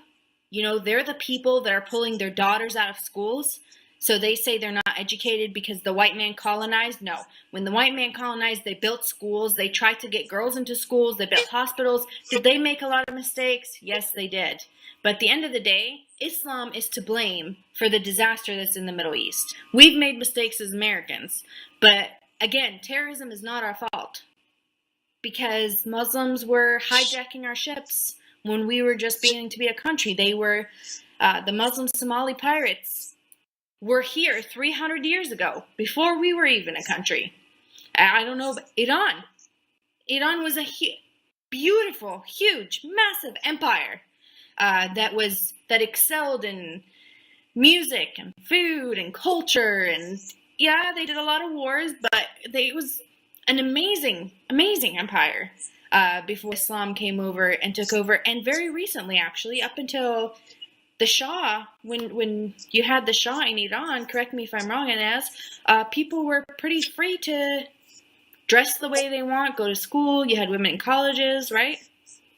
Well, yeah, but one thing about our history that a lot of people, I'm sure, don't know is at some point before Reza Shah Pahlavi Shah, there was a time when one of the kings in Iran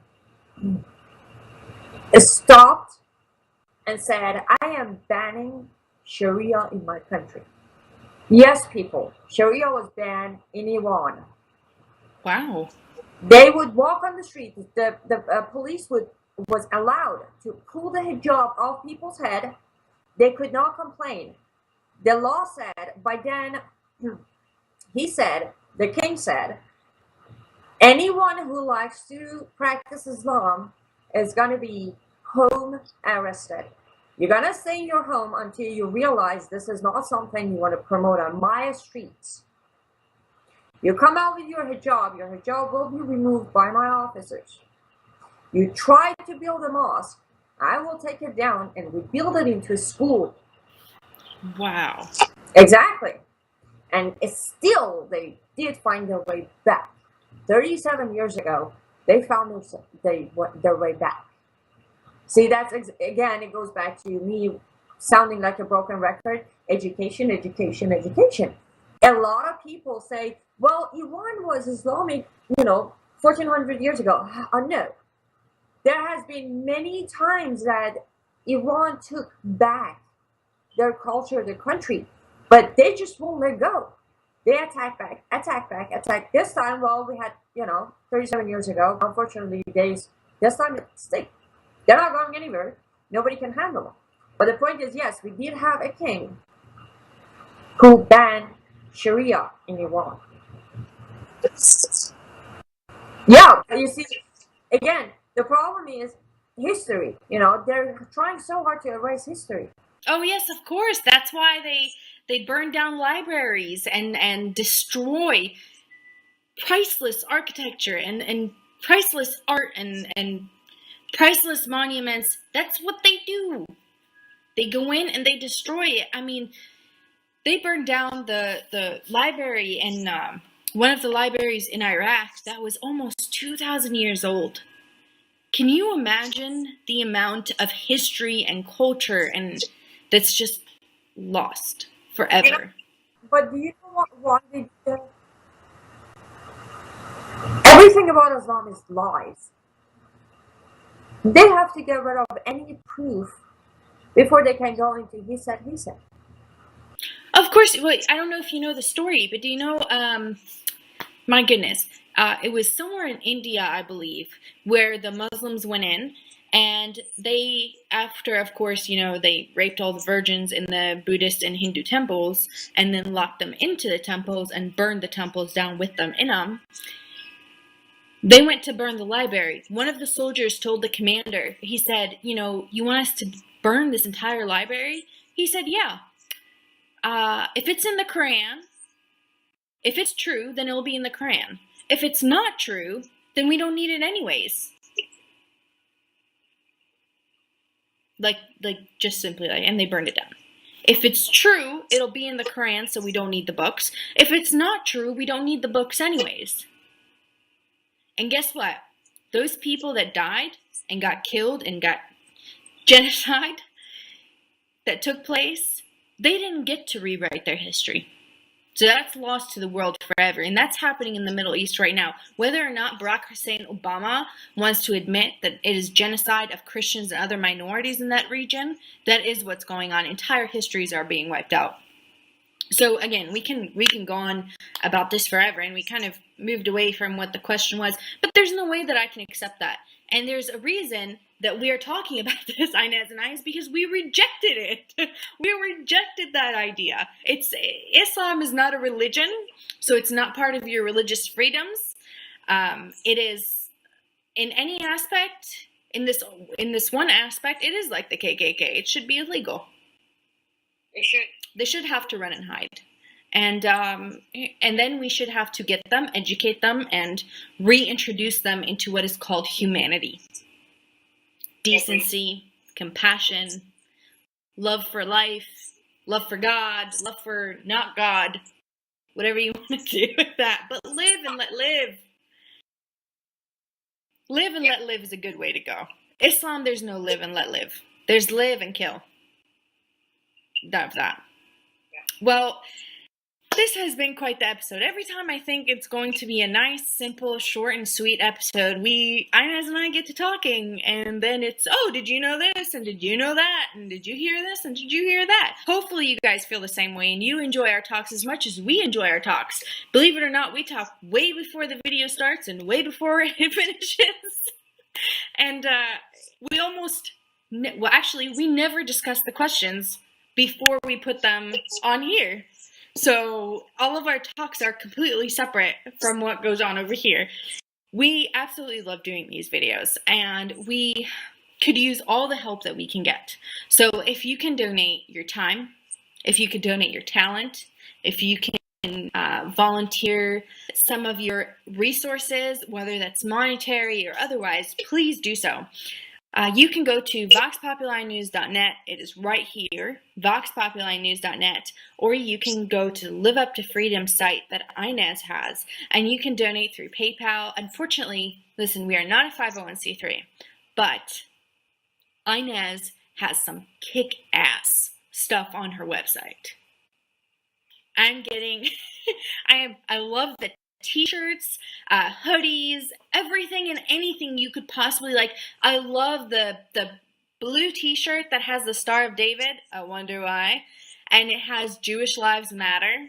Absolutely love that. I think she actually just made it for me, but I'm going to keep that to myself. Don't deny it, Inez. I love that t-shirt. It's beautiful. But anyways, check it out. The stuff is super cool. The link is right here. I'm also going to put a link in the description so you can just click on it. So just click and shop. These make amazing gifts. The hoodies are super nice. And you can give them for Mother's Day, Father's Day, anniversaries, just because you love your neighbor. And, find a liberal and give them a gift. Give them the gift of one of Inez's stuff. Thank you so much for being with us today. And we are going to release all of our episodes, by the way, on Fridays at 5 p.m. Eastern Standard Time. Every Friday, 5 p.m. Eastern Standard Time. Be sure to check VoxPopuli.news.net and go to our YouTube page, and you will find our episodes. Thank you so much, and have a good night.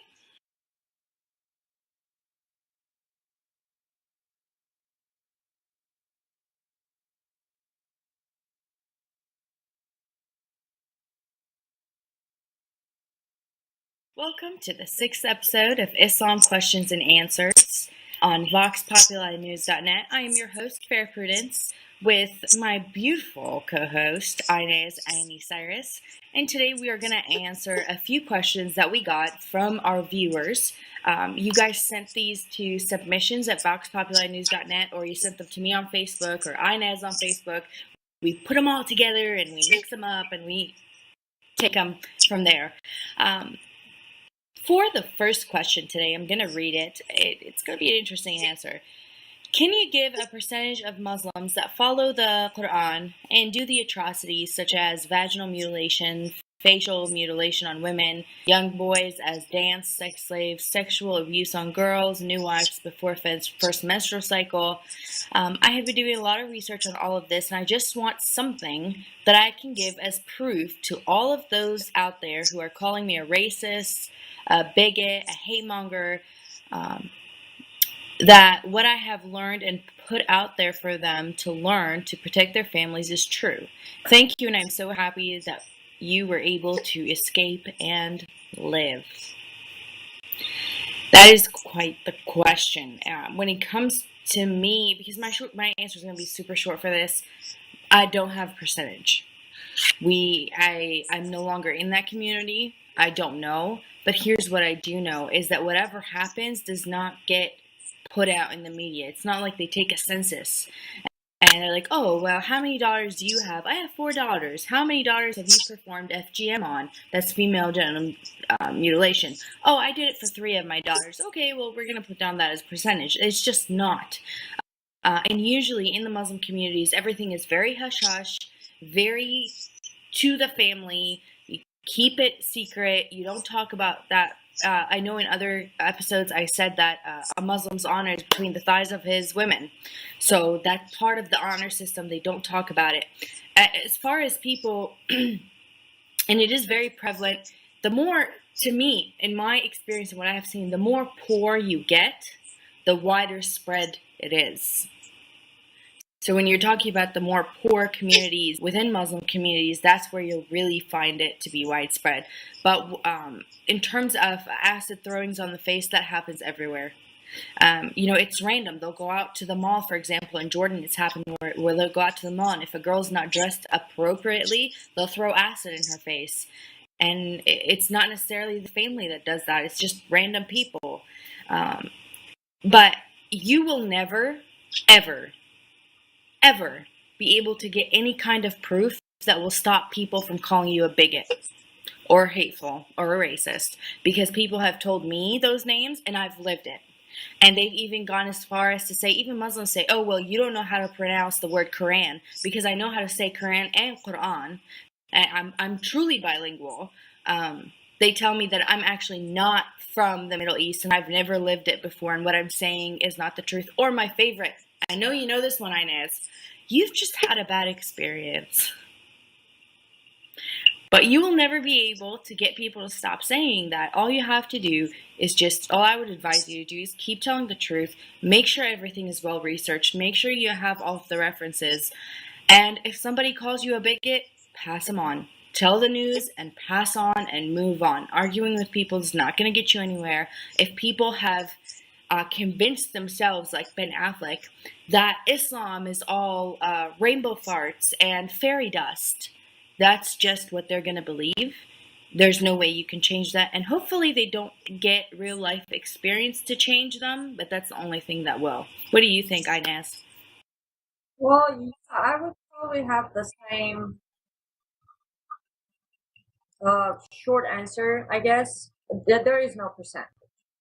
But what I would say is what a good friend of mine always says. I'm stealing this phrase from him, but it doesn't matter. It doesn't matter what's percentage. The point is, if you have a bowl of M&M, and I tell you there are 10 of them poisonous, go and help yourself.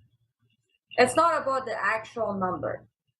When you hear one case, we hear way more than one, but if you hear one case, that should be enough for you to want to get up, stand up, take action, do something about it. Percentage doesn't exist.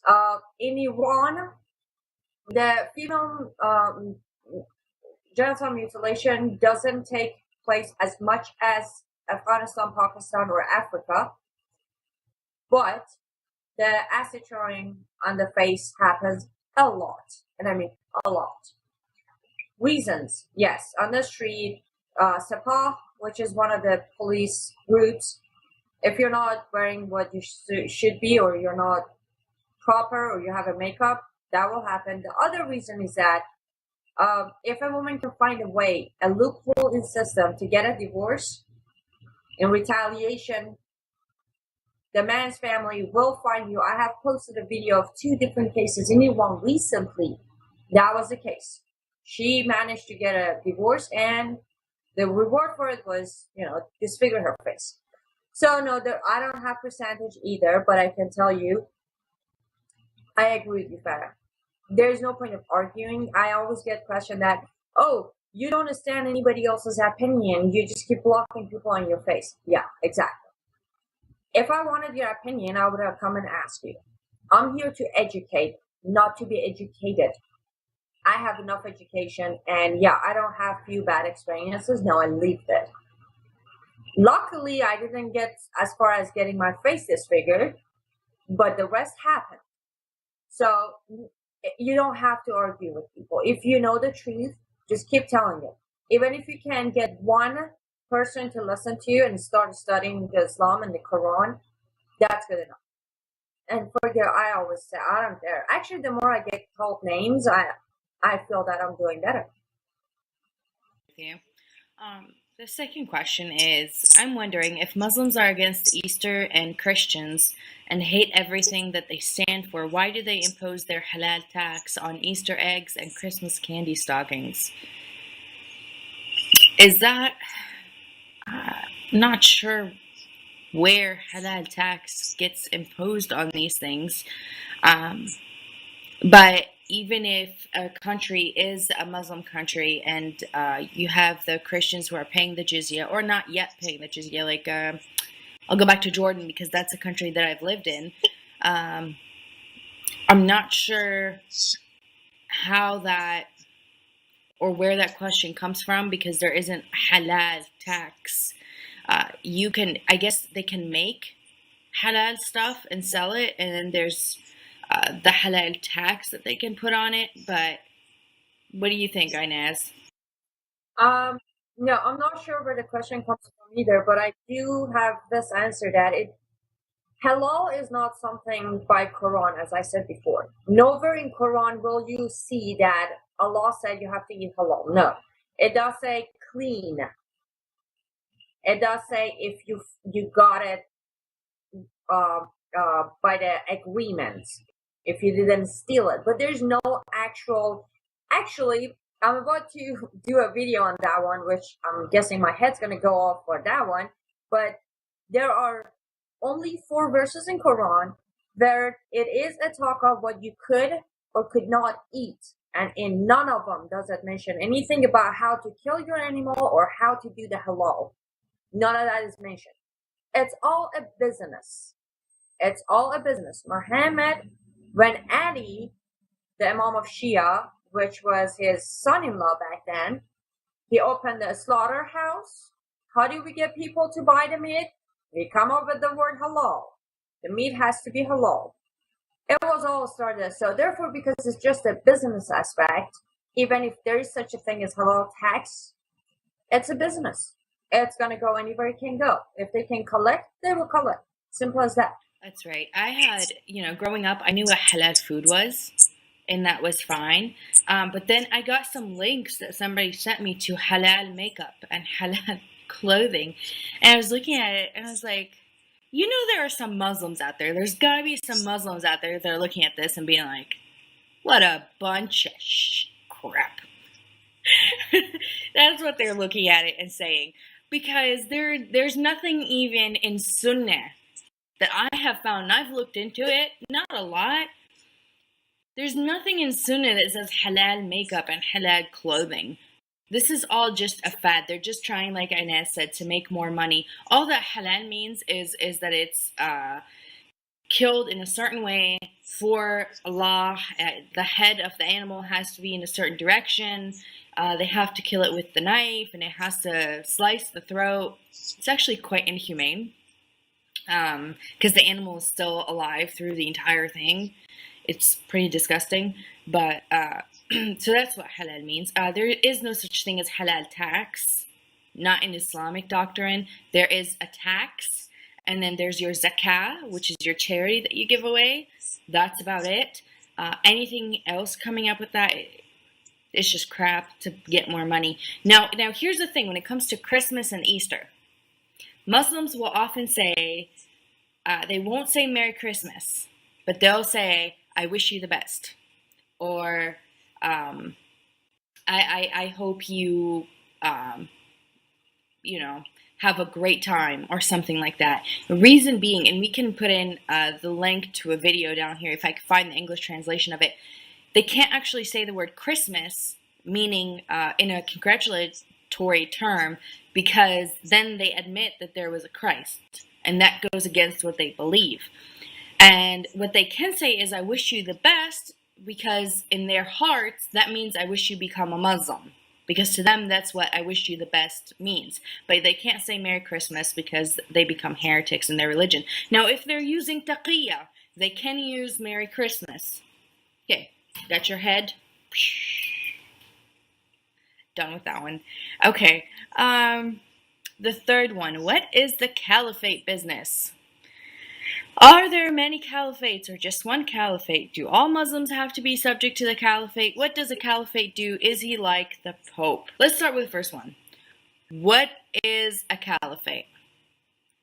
Inez, you and I have talked about this before. This is how Islam got divided in the beginning. The word is khalifa in Arabic, and it refers to somebody who takes over. Min al-khilafa, who takes over after you. So, like, for example, if my great-grandmother was the matriarch, her khalifa, the person who takes after her to become the matriarch, is my grandmother. So that would be a real-life example. But the Islamic khilafah is those who came after Muhammad. Once Muhammad died, who was going to come after him to rule the Islamic nation? Because Islam is a political system. You don't have a nationality once you're a Muslim. You're a Muslim, you're under the Islamic nation, al-Ummah al-Islamiyya. I know you guys use al-Ummah too, right? Or not you guys. Shia use al-Ummah too, right, Inez? Yes. Okay. What does that cover it? Do the Shia have a different meaning for a Khalifa? Oh no, it's pretty much the same. It's the leader who will take power after the last Khalifa, or Khalif, as they say here. Whomever is going to become the leader. Now, yeah, exactly. The problem starts between Shia and Sunni was Shia think Ali was the one, and Sunni go with Abu Bakr or Abu Bakr. Go back to our previous episodes. We actually went into it in depth, and we talked about how it happened. The next question in that question is, are there many caliphates or just one caliphate? There are many. Today, there are way too many, actually. That's actually the fight in Middle East right now. the Muslim killing each other is actually because of the different caliphate. And this happened, it has been happening perpetually. At some point, the Shia went off with their own Khalifa, the Sunnis went off with their own Khalifa. At some point, even within the Sunni dynasty, I guess, there were several Khalifas or caliphates in the region, and that was one of the causes of the death of the Islamic nation or the Islamic empire. And just in case you don't know about this wasn't too long ago. The last of the caliphate was in the 1920s. So it hasn't been that long. It's not like this is ancient history. This is pretty recent in the history of humanity. Plus, of course, you have all of the underground stuff that was going on. There should be, in their utopian Islamic society, there should only be one Khalifa. It's very important that you understand. That's why because they want to have just one Khalifa that rules the entire nation. Next, do all Muslims have to be subject to the caliphate? Yes. Don't even think about it. Yes, you. I mean, you don't have to, but, I mean, would you like to take your next breath? But you have a choice. It's just a bad choice. What do you think? You don't have a choice, actually. Yeah, you do. Between bad and worse. Yeah. So, you know, it's like, I love it when they say, Muhammad gave Safiya, who was a Jewish woman from Khaybar, anyways, he gave her a choice. She was taken as a sex slave from a Jewish tribe, and he gave her a choice. He said, you can remain a sex slave and go with the other man, or you can become a Muslim and marry me. That's supposed to be a choice. Okay. After by the way, he just killed her dad and her husband. But, he's giving her a choice. Such an amazing man. Anyways, next question. What does a caliphate do? Is he like the Pope? What do you think, Inez? No.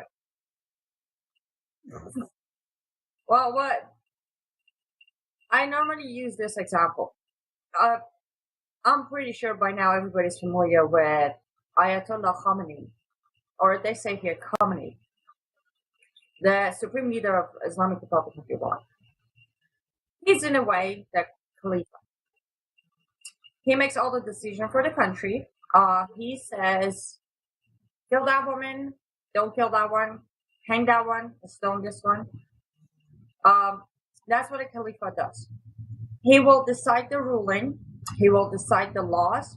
He will decide your life. He will decide your fate. So he's basically the dictator. I think it's a word in English, right? Dictator. However, in another term that we in Iranian community call a Khalifa is, we also call him the angel of death. Because Israel, exactly. That's the call him.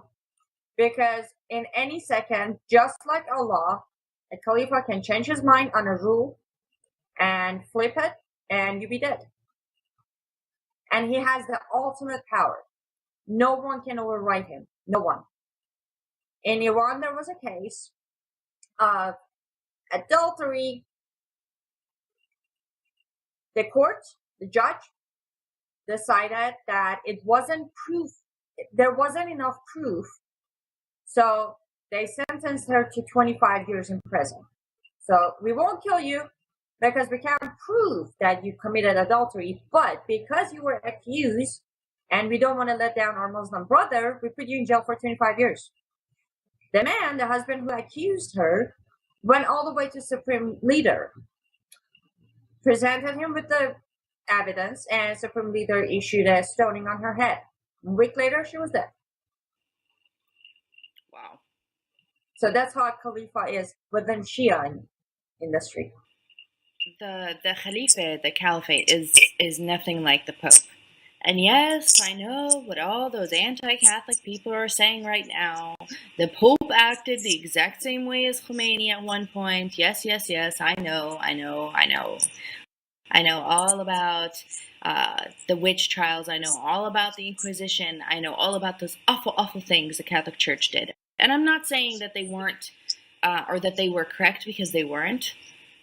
However, by Christian doctrine, the Pope, or by Catholic doctrine, the Pope should not be a political leader. He is not in a position to be a political leader. He is supposed to be a representative of God on earth, like Jesus was, and kind of like following in the footsteps of Jesus. And I could be wrong, but feel free to send me the verse where Jesus stoned a woman. Like, that would be really helpful. Or if you could send me the verse where Jesus led an army against someone.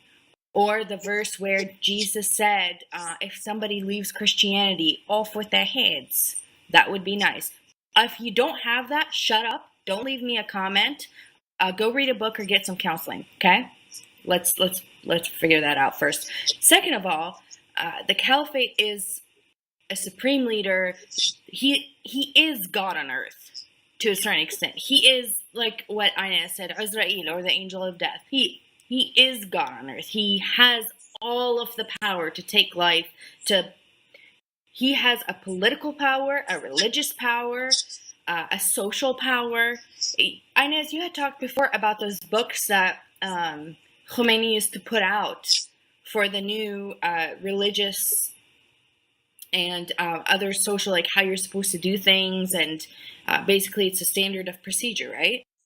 Pretty much. After Khomeini died and Khamenei took power, became the new caliph, he rewrote that book. Okay, so that's what happens. Now, with the new Khalifa comes the new ruling of whatever they want to do. That's what happens.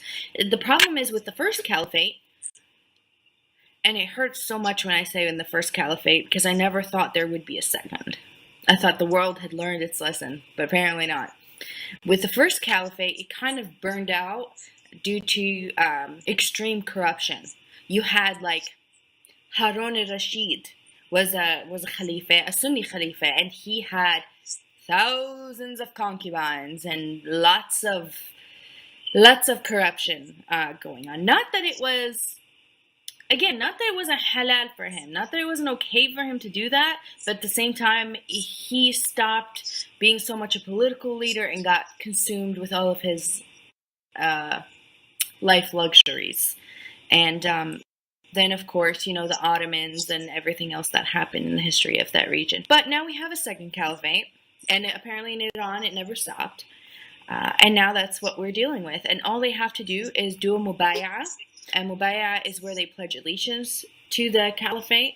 And once he has enough people around him, then that's it. He takes over and you become the nation of Islam. No longer do you have borders and countries and a national identity. Now everybody speaks Arabic, and now everybody has to follow Islamic doctrine, and you have Islamic political rule all over, and that's what happens. It's ISIS. ISIS is the child of Islam. It is the fruit, poisonous fruit. But some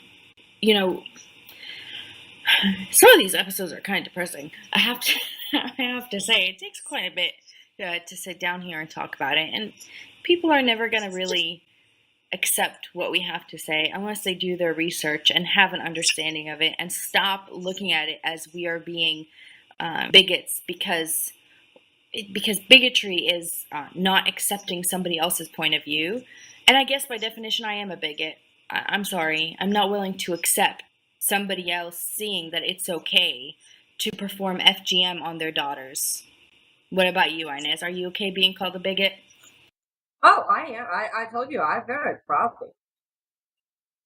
Even when I'm called a racist, I just love it when they call me a racist. I'm like, how can a Persian be a racist towards Iran? Okay, but quick note, because I kind of started to realize that a lot of people don't know the actual meaning behind fatwa or fatwa. And they think as soon as you say fatwa, that means somebody's going to kill you. No, the fatwa is the ruling of the sheikh or the imam or the caliph. Fatwa is the bill. It's a law. It's a ruling. Now that fatwa could be your death, but fatwa does not mean a threat on your life. No, it's just a ruling. And just to expand a little on when I was explaining about Khamenei in Iran, the new fatwa came out about a year ago, where he said, well, I studied Islam. I talked to Muhammad on my dreams, because, by the way, Khamenei do that too. I don't know if you know or not, but he dreams. And in his dream, he talked to Muhammad, and he comes back and gives laws. And it became legal in Iran that if a man wants to marry a woman who has a daughter, and the daughter is under age of 18, the man can marry them both in order to be halal to both of them, in order to move into the same house. A supreme leader of a country in 2015 issued such a fatwa or such a ruling. So yeah, as you were saying, this is not, 1400 years ago. No, this is last year, where in order to make it easy for a man to marry a woman with a child, go ahead and marry them both. The woman becomes a permanent wife, the daughter becomes a rental wife until she grows to adult age, when, in order for her to be able to walk around the house without the hijab or covering herself, and if you sometimes feel like touchy with her too, you can just temporary marriage is allowed.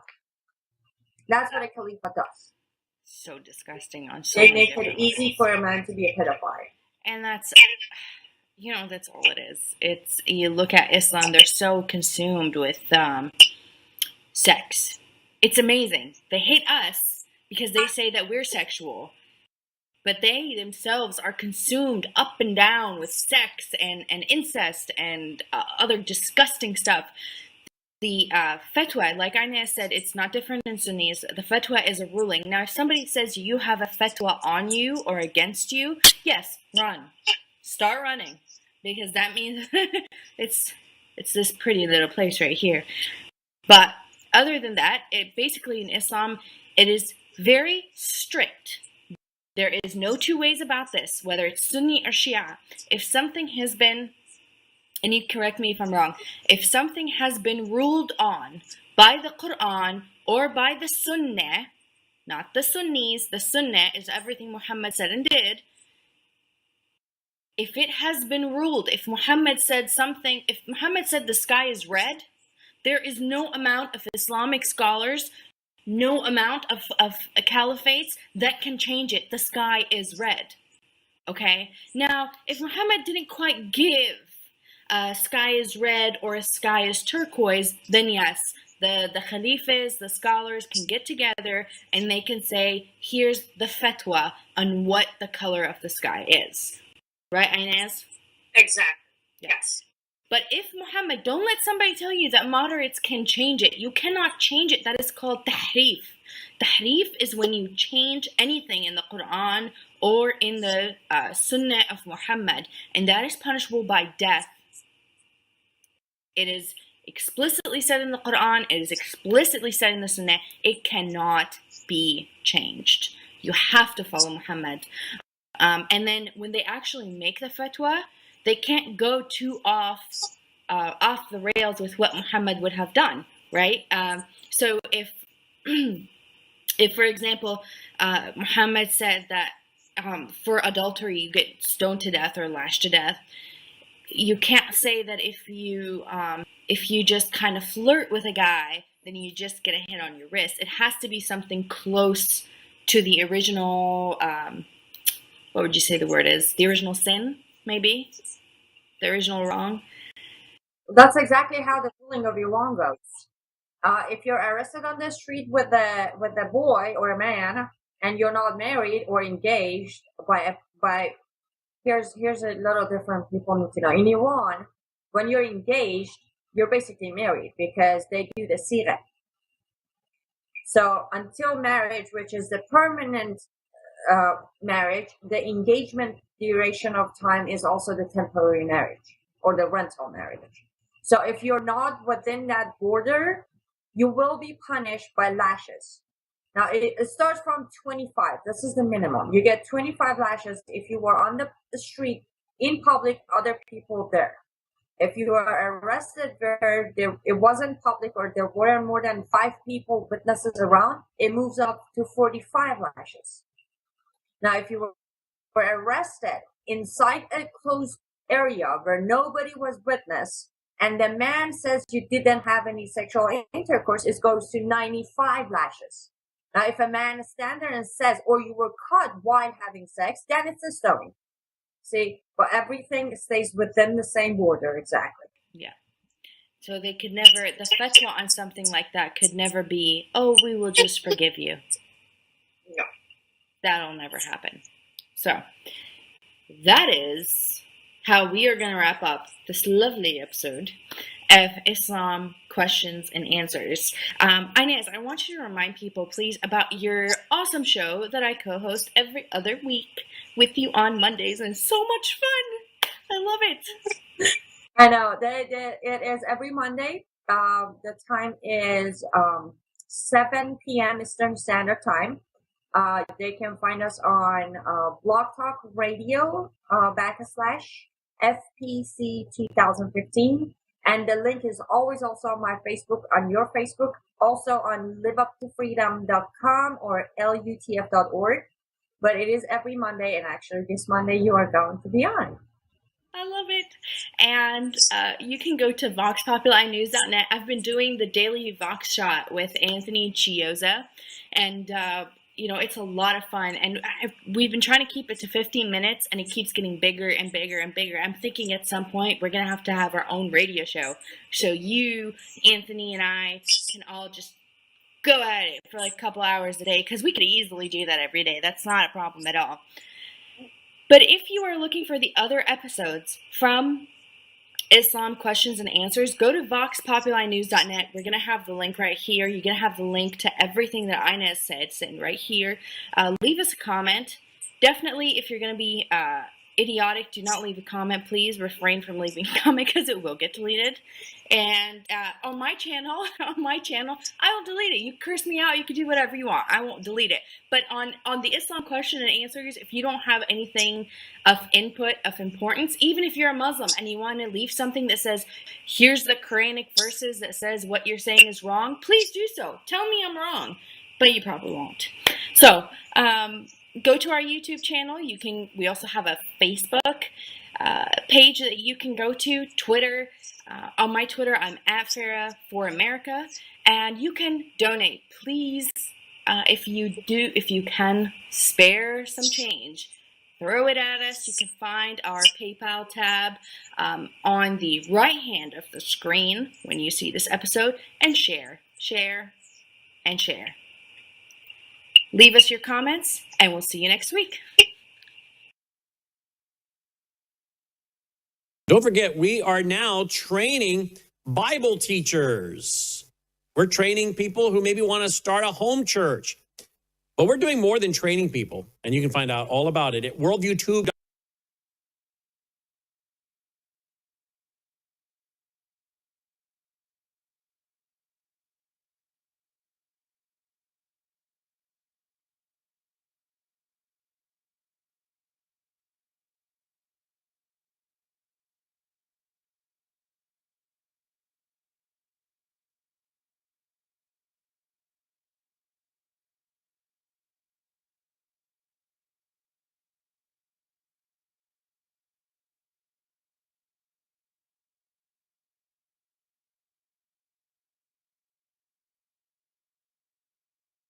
Spiritual values, moral issues, government, economy, education, work, responsibility. What we think about these depends on our worldview. Now, VCY America presents Worldview Radio with Brannon House. Welcome. Glad you are with us. We're going to be joined by Dave Gobbets. He's a former military man. He is also... Dave Gobbets is also a former federal agent. He's retired, but he has gone undercover in over 425 mosques in America. You might remember we paid him an honorarium and a fee and travel expenses to go and investigate what was going on with the mosques in Plano, Texas. He wrote us a sworn affidavit, turned it over, and later we were reached out to by the Attorney General's office in Texas asking for that report to help them as they investigate what's happening with these mosques in Texas. He joins us today because, folks, maybe by now you have seen the reports, and that is the IRGC is disrupting water in more than one state. Minnesota is one. Now, I know President Trump came out today and he's blaming the government of not Wisconsin, the government of Minnesota. Okay, I understand he doesn't like Tim Walz. I think there's reason for